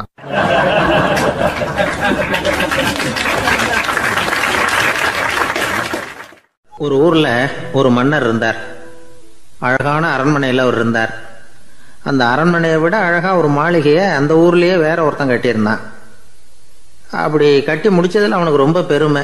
எத்தனையோ செல்வந்தர்கள்லாம் வந்து பார்த்துட்டு, இந்த மாளிகையை விலைக்கு கொடுத்துட்றியா, எவ்வளவு விலை சொன்னாலும் சரி நாங்கள் வாங்கிக்கிறதுக்கு தயாராக இருக்கோம் அப்படின்னு சொல்லி கேட்டு பார்த்துட்டாங்க. நான் இதை விற்கிறதுக்கு தயாராக இல்லை அப்படின்னு சொல்லிவிட்டான். அவ்வளவு சிறப்பாக கலை அம்சத்தோடு அதை கட்டி முடிச்சிருக்கிறான். அதுவே ஒரு பெரிய அரண்மனை மாதிரி இருந்ததுன்னா பார்த்துங்களேன். சுற்றிலும் அழகான பூந்தோட்டம். ஒரு நாள் அவன் எங்கேயோ வெளியூர் போயிட்டு திரும்பி வந்துக்கிட்டு இருக்கிறான். அப்போது அந்த மாளிகை தீப்பெட்டி எரிஞ்சிக்கிட்டு இருக்கு. பதறி போட்டான். விலைக்கு கேட்டவங்க யாராவது இதை செஞ்சுருக்கணும், இல்லைன்னா மன்னரே செய்த சதியே என்னவோ, இப்படிலாம் அவனுக்கு சந்தேகம். ஒரு மூலையில் உட்காந்து அழ ஆரம்பிச்சிட்டான். அந்த சமயத்தில் அவனுடைய மகன் அங்கே ஓடி வந்தான். அப்பா அழாதீங்க, இதை நான் நேற்று ராத்திரியே நம்ம ஊர் மன்னருக்கு விற்றுட்டேன். இதை கட்டி முடிக்க நமக்கு எவ்வளவு செலவாச்சோ அதை போல் 3 மடங்கு விலைக்கு விற்றுட்டேன், கவலைப்படாதீங்க. இதை விட அழகான மாளிகையை நாம் புதுசாக கட்டிக்கலாம்னா. இதை கேட்டதும் அழுதுகிட்டு இருந்தவன் அழுகையை நிறுத்தினான், சிரிக்க ஆரம்பிச்சுட்டான். இதே இடத்த நான் மன்னர்கிட்ட இருந்து விலைக்கு வாங்குவேன், இதை விட அழகான மாளிகையை கட்டுவேன் அப்படின்னு சுற்றி நின்று எல்லார்கிட்டையும் சொல்லிக்கிட்டு இருந்தான். இந்த சமயத்தில் அவனோட இளைய மகன் ஓடி வந்தான். அப்பா, அண்ணன் சொன்னதெல்லாம் சரிதான், மன்னர்கிட்ட விலை பேசினதெல்லாம் உண்மைதான், ஆனால் விற்றது பேச்சு அளவில் தான். இனிமே தான் பத்திரம் வாங்கணும், எழுதணும், நீங்கள் கையெழுத்து போடணும், பதிவு பண்ணணும், மன்னர்கிட்ட பணம் வாங்கணும், அதுக்காகத்தான் உங்களை எதிர்பார்த்துக்கிட்டு இருந்தோம், அதுக்குள்ளே இப்படி ஆயிட்டுதுன்னா. இப்போ சிரிச்சுக்கிட்டு இருந்தவன் சிரிப்பை நிறுத்தினான். மறுபடியும் குழந்தை மாதிரி அழ ஆரம்பிச்சுட்டான். இது ஒரு சம்பவம். இதிலிருந்து என்ன தெரியுது? அந்த அழகான மாளிகை தன்னுடையது அப்படின்னு நினைக்கும் பொழுது அவனுக்கு அழுகை வந்தது. அது தன்னுடையது இல்லை அப்படின்னு நினைக்கிற போது சிரிப்பு வந்தது. மறுபடியும் அது தன்னுடையது தான் அப்படிங்கிற உணர்வு வரும்பொழுது அழுகை. எது எதிலிருந்து நீ நீங்கி இருக்கிறாயோ அது அதிலிருந்து உனக்கு துன்பம் இல்லை அப்படிங்கிறார் திருவள்ளுவர். இந்த உடம்பு என்னுடையதில்லை அப்படிங்கிற உணர்வு வந்துட்டா அது ஒரு பெரிய நிலை. அந்த நிலை வரணும். எல்லாத்தையும் பயன்படுத்திக்கலாம், ஆனால் பற்றில் விழுந்துடக்கூடாது. உலகத்தில் இருங்கள், ஆனால் உலகத்தவராக இருக்காதீர்கள். உலகிற்குள் இருங்கள், உலகம் உங்களுக்குள் வந்துவிட அனுமதிக்காதீர்கள். விலகி இருங்கள், விழித்திருங்கள், மௌனமாய் பார்த்திருங்கள் அப்படிங்கிறது சான்றோர் கருத்து. செய்ய வேண்டிய கடமையிலிருந்து விலகி இருக்கிறவர்கள் நம்மகிட்ட நிறைய பேர் உண்டு. அப்படிப்பட்ட ஒருத்தர் டாக்டர்கிட்ட போனார். டாக்டர், நான் ஒரு கவர்மெண்ட் ஆஃபீஸில் வேலை பார்க்குறேன், எனக்கு ஒரே அசதியாக இருக்குது, என்னை சோதிச்சு பாருங்கள், ஆலோசனை சொல்லுங்கள் ஏதாவதுன்னார். டாக்டர் அவரை பரிசோதனை பண்ணி பார்த்துட்டு சொன்னார், இதோ பாரு, உனக்கு இப்போ தேவைப்படுறது முழு ஓய்வு. நீ எவ்வளவு சீக்கிரமா ஆபீஸுக்கு போறியோ அவ்வளவுக்கு உனக்கு நல்லது அப்படின்னாராம்.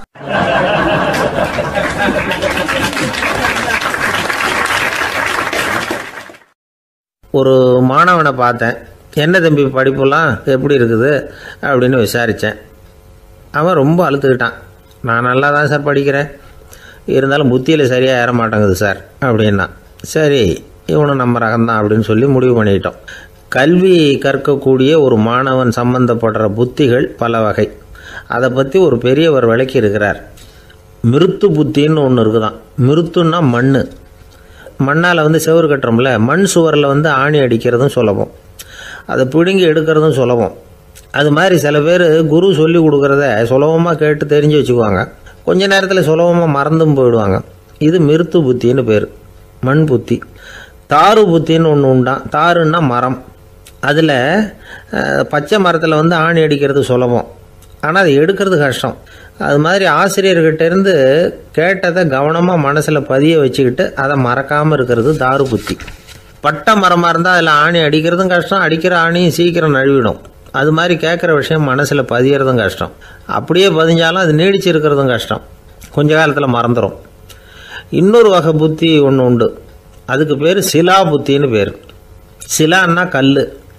ஒரு கருங்கல்லில் 4 துளையை போட்டு ஒரு துளையில் உளியை வச்சு அடித்தா மற்ற துளை வழியாகவும் பிளந்து கல் 2 ஆகிடும்.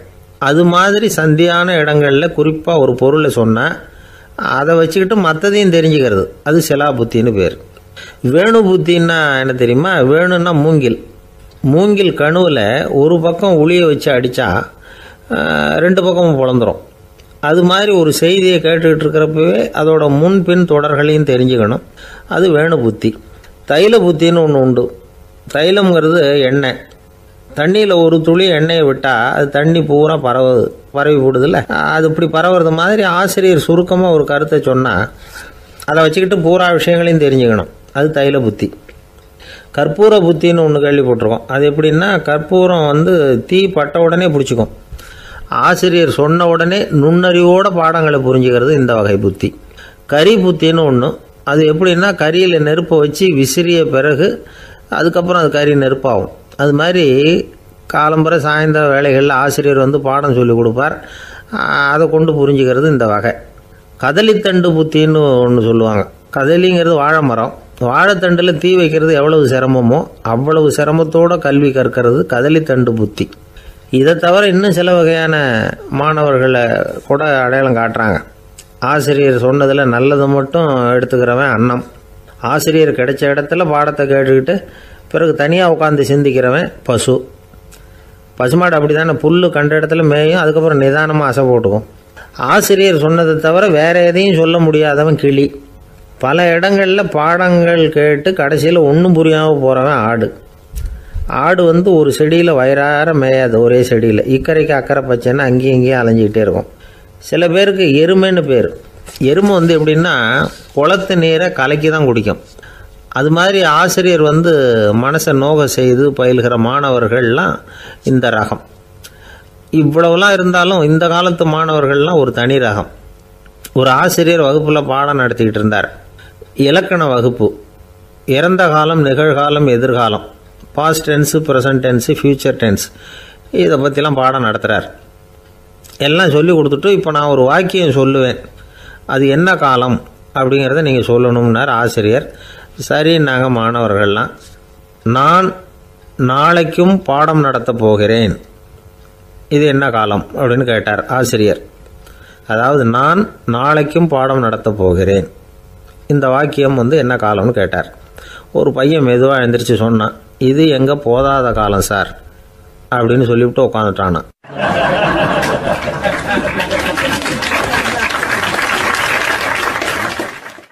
ஒரு ஊரில் ஒரு ஆள் இருந்தான். கற்பனையிலேயே காலத்தை கடத்திக்கிட்டு இருந்தான். ஒரு நாள் ஒரு மரத்தடியில் உட்காந்துருந்தான். அவனுக்கு பசிக்கிற மாதிரி தெரிஞ்சுது. உடனே கற்பனையிலேயே சாப்பிட ஆரம்பிச்சிட்டான். அதாவது எதிரில் இலை போட்டு சாப்பாடு போடப்பட்டிருக்கிறதாகவும் அதை இவன் சாப்பிட்றதாகவும் நினச்சிக்கிட்டு கையை மட்டும் வாய்க்கும் தரைக்குமா அப்படியும் இப்படியும் கொண்டுகிட்டு போய் பாவனை பண்ணிகிட்டே இருக்கிறான். தூரத்தில் இருந்து பார்க்குறவங்களுக்கு இவன் ஏதோ பலமான விருந்து சாப்பிட்டுக்கிட்டு இருக்கிறான் அப்படின்னு தான் தோணும். அது மாதிரியே பண்ணிக்கிட்டு இருந்தான். அந்த வழியாக ஒரு சன்னியாசி வந்துக்கிட்டு இருந்தார். இவனை பார்த்தார். என்ன இவன் இப்படி பண்ணிகிட்டு இருக்கிறானே அப்படின்னு நினச்சாரு. கொஞ்ச நேரம் அவனையே உத்து பார்த்துக்கிட்டு இருந்தார். இவரை பார்த்ததும் அவன் இன்னமும் சுவாரஸ்யமாக சாப்பிட ஆரம்பிச்சிட்டான். அப்பப்பா, என்ன இது, இந்த குழம்பு இவ்வளவு காரமாக இருக்குது, என்னுடைய நாக்கே எரிஞ்சு போடும் போல இருக்க அப்படின்னு சொல்லிக்கிட்டு பக்கத்தில் ஒரு குவளையை எடுத்து தண்ணி குடிக்கிறது மாதிரி பாவனை பண்ணுறான். அப்பாடா, இப்போ கொஞ்சம் பரவாயில்ல அப்படின்னு சொல்லிக்கிட்டு குவளையை கீழே வைக்கிறது மாதிரி ஒரு பாவனை பண்ணுறான். சன்னியாசி பார்த்தார். என்னப்பா, சாப்பாட்டில் காரம் அதிகமோ அப்படின்னார். ஆமாம் சுவாமி, ஞாபகம் மறதியில் கொஞ்சம் மிளகாய் அதிகமாக சேர்த்துக்கிட்டேன் அப்படின்னா. சரி சாப்பிடு அப்படின்னு சொல்லிட்டார். அவன் சாப்பிட்டு முடிக்கிற வரைக்கும் பொறுமையாக உட்காந்துருந்தார். அவன் அப்பாடா அப்படின்னு சொல்லிட்டு மறுபடியும் தண்ணியை எடுத்து குடித்தான். எல்லாம் கற்பனையிலேயே. அதுக்கப்புறம் சன்னியாசி பேச ஆரம்பித்தார். இதை பாருப்பா, உன்னுடைய கற்பனையை நான் மெச்சுறேன். இருந்தாலும் உன் சாப்பாட்டில் ஒரு இனிப்பையும் வச்சுருக்கலாமே, ஏன் மிளகாயை அளவுக்கு அதிகமாக போட்டுவிட்டு அவஸ்தைப்படுறேன் அப்படின்னார். அவன் யோசிக்க ஆரம்பித்தான். அதுக்கப்புறம் இவர் சொன்னார், இதை பாருப்பா, இனிமேல உன்னுடைய கற்பனையும் உயர்ந்ததாக இருக்கட்டும் அப்படின்னு உபதேசம் பண்ணிவிட்டு போனார். எப்பவும் உயர்வை பற்றியே சிந்திக்கணும். உயர்வு கிடைக்கலன்னா கூட அப்படி சிந்திக்கிறத நிறுத்தப்படாது அப்படிங்கிறார் திருவள்ளுவர். உள்ளுவது எல்லாம் உயர் உள்ளல், மற்ற அது தள்ளினும் தள்ளாமை நேர்த்து. ஊக்கம் இல்லாமல் உலகத்தில் வாழ்ந்து பிரயோஜனம் இல்லை. அதனால் உயர்வாகவே சிந்திக்கணும். அது நம்மளை ஊக்கப்படுத்தும். இது பெரியோர் வாக்கு.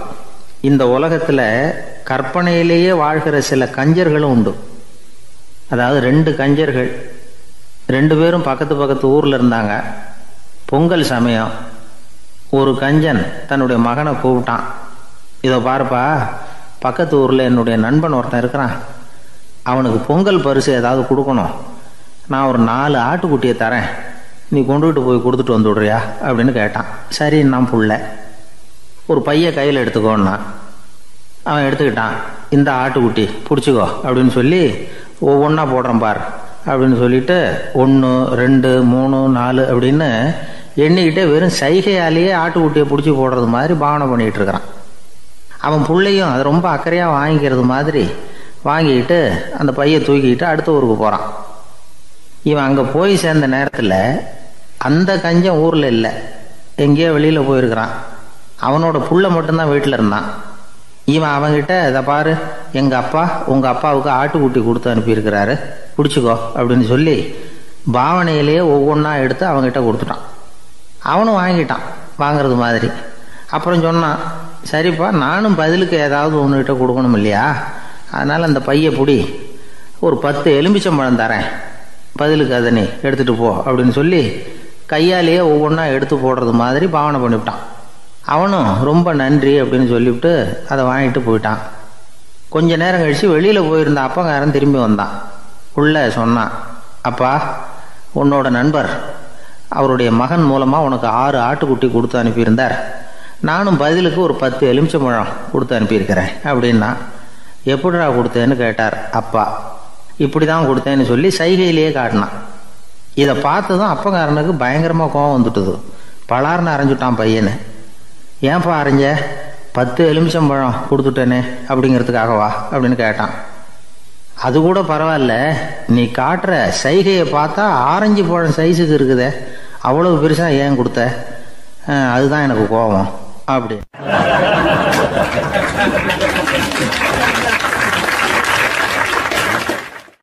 ஒருத்தர் ஓடி வந்தார். இன்னொருத்தரை பார்த்து, சார், உங்கள் சைக்கிளை ஒரு நாள் இரவல் கொடுங்களேன், பக்கத்து ஊருக்கு போயிட்டு வர வேண்டியிருக்கு அப்படின்னார். இவர் சைக்கிளை கொடுத்து பத்திரமா கொண்டுகிட்டு போங்கன்னார். சார், இதை பத்திரமா கொண்டு போகிறேன், கவலையே வேணாம், ஏன்னா இது உங்களோட சைக்கிள் அப்படின்னு நான் நினைக்கல, என்னோட சைக்கிளாக நினைக்கிறேன் அப்படின்னார். அதுக்கப்புறம் தான் இவருக்கு உண்மையாகவே பயம் வந்துட்டுது. ஏன்னா அவர் சொன்னது மாதிரி அதை தன்னோட சைக்கிளாகவே நினச்சி தள்ளிட்டு போட்டால் என்ன பண்ணுறது. எதை நம்முடையதாக நினைக்கணுங்கிறதுக்கு ஒரு வரையறை இருக்குது. சில பேர் ஆஃபீஸையே வீடாக நினச்சி விடுறது உண்டு. அப்படிப்பட்டவங்க கூட வீட்டை ஆஃபீஸாக நினைக்கிறது இல்லை. ஏன்னா வீட்டில் இவர் ஆஃபீஸராக நடந்துக்க முடியறதில்ல. இதெல்லாம் ஒரு பக்கம் இருக்கட்டும். இப்போ விஷயத்துக்கு வருவோம். பொறியியல் மேதை டாக்டர் விஸ்வேஸ்வரய்யா இருந்தார் இல்லையா, பாரத ரத்னா விருதெல்லாம் கொடுத்தாங்களே. ஆஃபீஸ் வேலை வேறு, சொந்த வேலை வேறு அப்படிங்கிறதுக்கு ஒரு உதாரணமாக இருந்தவர் அவர். மைசூர் மகாராஜா கிட்ட திவானாக இருந்தார். அவர் ஒரு நாள் அரசாங்க வேலை காரணமாக வெளியூர் போயிருந்தார். ஹாசன்கிற ஊருக்கு பக்கத்தில் ஒரு பயண மாளிகை, அங்கே தங்கிவிட்டார். ராத்திரி அங்கே தங்கி இருந்துட்டு விடிஞ்சதும் ஊருக்கு திரும்புறதாக திட்டம். ராத்திரி தூங்கிறதுக்கு ரொம்ப நேரம் ஆகிட்டுது. ரொம்ப நேரம் வரைக்கும் அரசாங்க சம்பந்தப்பட்ட வேலைகளையே பார்த்துக்கிட்டு இருக்கிறார். அரசாங்க ஃபைல்கள் நிறைய இருந்தது. அதையெல்லாம் ஒவ்வொன்றா எடுத்தார், படித்து பார்த்தார், பரிசீலனை பண்ணார். அதில் எழுத வேண்டியதை எழுதினார், கையெழுத்து போட்டார். ஒரு வழியாக அந்த வேலையெல்லாம் முடிஞ்சுது. அதுக்கப்புறம் என்ன பண்ணார்னா, தன்னுடைய சூட்கேஸை திறந்தார். அதிலேருந்து 2 மெழுகுவத்தியை எடுத்து கொளுத்தி வச்சார். அந்த பயண மாளிகையில் அது வரைக்கும் எரிஞ்சிக்கிட்டு இருந்த மின்சார விளக்குகளை அணைச்சிட்டார். அதுக்கு பிறகு அந்த மெழுகுவத்தி வெளிச்சத்தில் சில புத்தகங்களை தொடர்ந்து படிக்க ஆரம்பிச்சிட்டார். அந்த பயண மாளிகையில் பணியாளராக இருந்தவர் இதை பார்த்துட்டு ஓடி வந்தார். மறுபடியும் மின் விளக்கை போடுறதுக்காக போனார். விஸ்வேஸ்வரய்யா அதை பார்த்துட்டு போட வேணாம்ட்டாராம். இது வரைக்கும் நான் அரசாங்க அலுவல்களை கவனிச்சிக்கிட்டு இருந்தேன், அதனால் மின் விளக்குகள் அப்போ எரிஞ்சதில் தப்பு இல்லை. இப்போ நான் புத்தகம் படிச்சுக்கிட்டு இருக்கேன், இது என்னுடைய சொந்த வேலை. இங்கே இருக்கிற மின் விளக்கு அதுக்காக ஏன் எரியணும் அப்படின்னு கேட்டாராம். இப்போ இருக்கிற சில அரசு பணியாளர்கள்கிட்ட இந்த சம்பவத்தை பேச்சோட பேச்சாக சொல்லி பார்த்தேன். அவங்களால இதை ஜீரணிக்கவே முடியல. நேர்மை தேவை தான் சார், அதுக்காக அவ்வளவு தூரத்துக்கு அது தேவையா அப்படிங்கிறாங்க. விஸ்வேஸ்வரய்யா அப்படி பண்ணினது தான் ஒரு நேர்மையாளர் அப்படின்னு இந்த உலகத்துக்கு நிரூபிக்கணுங்கிறதுக்காக இல்லை. தான் அப்படி நடந்து காட்டினா தன்னை சுற்றி இருக்கிறவங்களும் அதை கேள்விப்படுறவங்களும் முடிஞ்ச அளவுக்கு பொது வாழ்க்கையில், அரசு பணியில் நேர்மையை கடைபிடிக்க முயற்சி பண்ணலாமே அப்படிங்கிறதுக்காகத்தான். இப்போவும் சில பேர் இருக்கிறாங்க, இவங்க ஆஃபீஸ் வேறு வீடு வேறேன்னு நினைக்கிறதில்ல, அவ்வளோ உரிமை. ஒருத்தர் அப்படி தான், அவருக்கு அவசரமாக 5000 ரூபா தேவைப்பட்டது. ஆஃபீஸு பணத்தை எடுத்துக்கிட்டார். அந்த நேரம் பார்த்து ஆடிட் வந்துட்டுது. ஆப்பிட்டுக்கிட்டார். விசாரணை நடக்குது. அவர் சொல்கிறார், சார் நான் நேரம் காலம் பார்க்காம ஆஃபீஸில் வேலை செய்வேன். ஏன்னா அதை என்னோடய ஆஃபீஸாக நினைக்கிறேன். அவசரத்துக்கு அந்த பணத்தை எடுத்தேன், மறுபடியும் வச்சுடலாம்னு தான் இருந்தேன். அதுக்குள்ளே இப்படி ஆகிட்டுது. நீங்கள் என்ன நினச்சாலும் சரி, நான் ஆஃபீஸ் வேறு வீடு வேறு அப்படின்னு நினைக்கிறதில்ல, அது என்னோட சுபாவம் அப்படின்னார். விசாரணை பண்ணவர் தீர்ப்பு வழங்கினார். உங்கள் சுபாவத்துக்கு மதிப்பு கொடுத்து நானும் தீர்ப்பு வழங்குறேன். நீங்கள் கொஞ்ச நாள் ஜெயிலில் இருந்துட்டு வாங்க, அது உங்களுக்கு கஷ்டமாக இருக்காதுன்னு நினைக்கிறேன். ஏன்னா அங்கே போனாலும் நீங்கள் உங்கள் சுபாவப்படி வீடு வேறு ஜெயில் வேறேன்னு நினைக்க மாட்டீங்க அப்படின்னாராம்.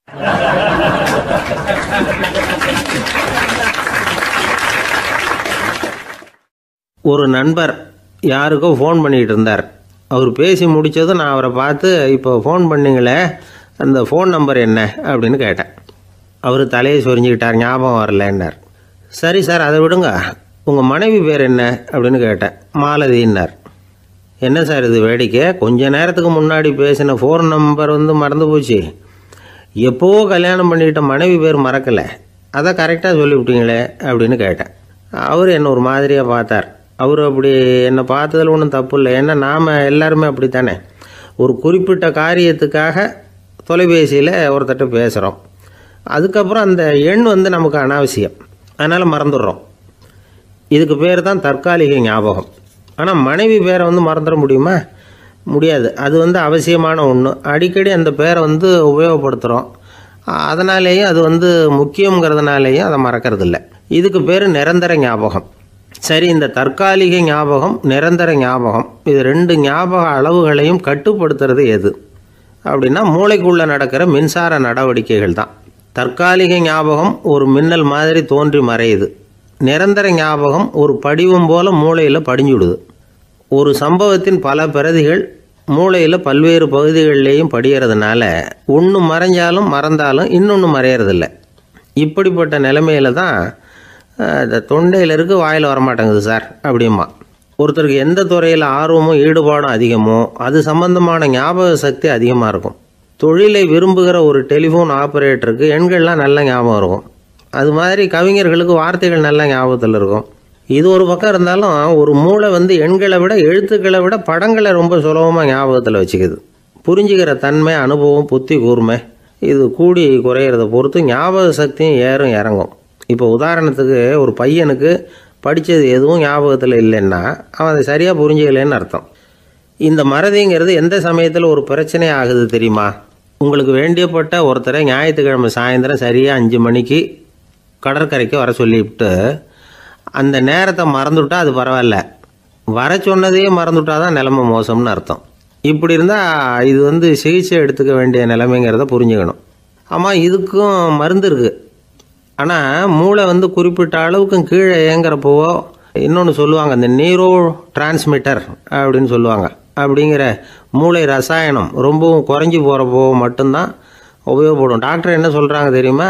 மூளையை பொறுத்த வரைக்கும் அதில் ஞாபக சக்தி அதிகமாக உள்ள மூளை, மறதி உள்ள மூளை அப்படின்னு ஒன்றும் கிடையாது அப்படிங்கிறாங்க. நினைவு வச்சுக்கிறதுக்கு பயிற்சி அளிக்கப்பட்ட மூளை, பயிற்சியற்ற மூளை அப்படின்னு வேணும்னா சொல்லலாம் அப்படின்னு சொல்கிறாங்க.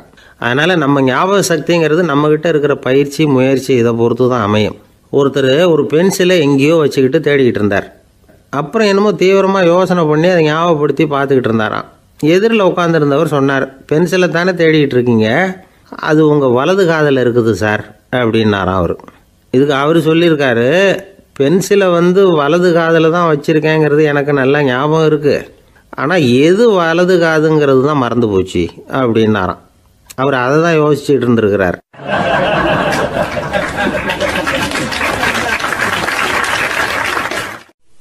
ஒரு நாள் ஒரு நண்பரை சந்தித்தேன். உங்கள் வீடு எதுன்னு உங்களுக்கு தெரியுமா சார்ன்னு. அவர் என்னை ஒரு மாதிரியாக பார்த்தார். அப்புறம் சொன்னார், தெரியும் அப்படின்னாரு. சரி, உங்கள் தொலைபேசி எண் உங்களுக்கு தெரியுமான்னு. அதுவும் தெரியும்னார். உங்கள் மனைவி மக்கள் யார் யாருன்னு உங்களுக்கு தெரியுமான்னு கேட்டேன். என்ன ஒரு மாதிரியாக பார்த்தார். அப்புறம் சொன்னார், அதுவும் தெரியும் சார் அப்படின்னார். சரி, நீங்கள் யாருன்னு உங்களுக்கு தெரியுமான்னு கேட்டேன். இப்போ தான் அவர் முழிக்க ஆரம்பித்தார். அவர் மட்டும் அப்படி இல்லை, நாம் எல்லாருமே அப்படி தான். எதிரில் நிற்கிறது யாருங்கிறது தெரியும், நாம் யாருன்னு நமக்கு தெரியாது. உண்மையிலேயே நாம் யார்? இந்த கேள்விக்கான பதிலை தான் வாழ்க்கை பூரா நாம் தேடிட்டு இருக்கிறோம். புத்தர் என்ன சொல்கிறாரு தெரியுமா?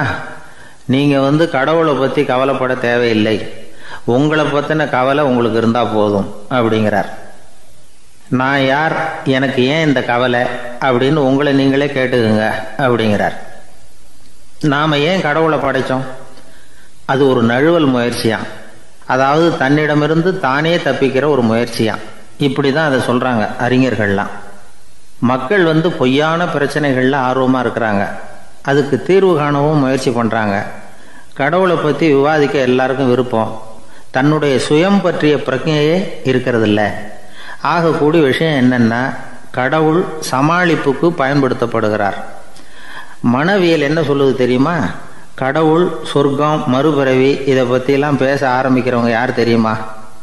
போருக்கு போகிறவன், துன்பத்தில் சிக்கி கஷ்டப்படுறவன், நோய் படுக்கையில் விழுந்தவன், இவங்க தான். நாம் அனுபவத்திலே பார்க்குறோமே இதையெல்லாம். கடவுளை துணைக்கு கூப்பிடுறவங்க யாருன்னு கவனித்து பாருங்கள். பரீட்சை எழுத போகிறவன், வேலை தேடி அலையிறவன், பண நெருக்கடியில் இருக்கிறவன், விபத்தில் சிக்கிக்கிட்டவன், இவங்கெல்லாம் தான். தேர்வில் வெற்றி பெற்றதும் அவரை துணைக்கு கூப்பிடுறதில்ல, வேலை கிடைச்சதும் அவர் துணை தேவைப்படுறதில்ல.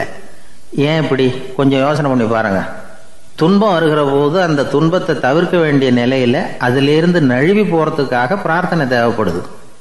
எல்லாம் நல்லபடியாக நடக்கிறப்போ பிரார்த்தனை செய்யறதில்ல. புத்தருடைய வழி என்ன தெரியுமா? அந்த வழியில் கடவுளும் கிடையாது, பிரார்த்தனையும் கிடையாது. புத்தர் செய்தது இதைத்தான். அதாவது கடவுள்கிட்ட இருந்து மனிதனையும், மனிதன்கிட்ட இருந்து கடவுளையும் அவர் விடுவித்தார். புத்த மதம் என்ன சொல்லுது தெரியுமா? கடவுள் பிரச்சனை அல்ல, மனிதன்தான் உண்மையான பிரச்சனை அப்படின்னு சொல்லுது. உங்களை நீங்கள் நல்லா தெரிஞ்சுக்கிட்டா போதும், நீங்களே கடவுள் ஆயிடுவீங்க அப்படிங்கிறது தான் புத்த மதம். அதனால் நமக்கு தேவை உள்முக பயணம். நான் யார் அப்படிங்கிற கேள்வியோட உள்ளே போகணும். அங்கே போனால் தான் தெரியும் நான் அப்படின்னு அங்கே யாருமே இல்லைங்கிறது. இதெல்லாம் புத்தர் சொல்லுகிற ஒரு தத்துவம். தத்துவம்னு சொன்னாவே நமக்கெல்லாம் அதை புரிஞ்சுக்கிறது கஷ்டம்தான். நம்ம பொறுத்த வரைக்கும் தத்துவங்கிறதுல 2 வகை உண்டு. ஒன்று தத்துவம், இன்னொன்று மகா தத்துவம். தத்துவம்னா என்ன தெரியுமா? கேட்குறவங்களுக்கு புரியப்படாது, அதுதான் தத்துவம். மகா தத்துவம் என்னன்னா சொல்கிறவங்களுக்கும் புரியப்படாது. அந்த வகையில் பார்த்தா இன்று ஒரு தகவலும் ஒரு மகா தத்துவம் தான்.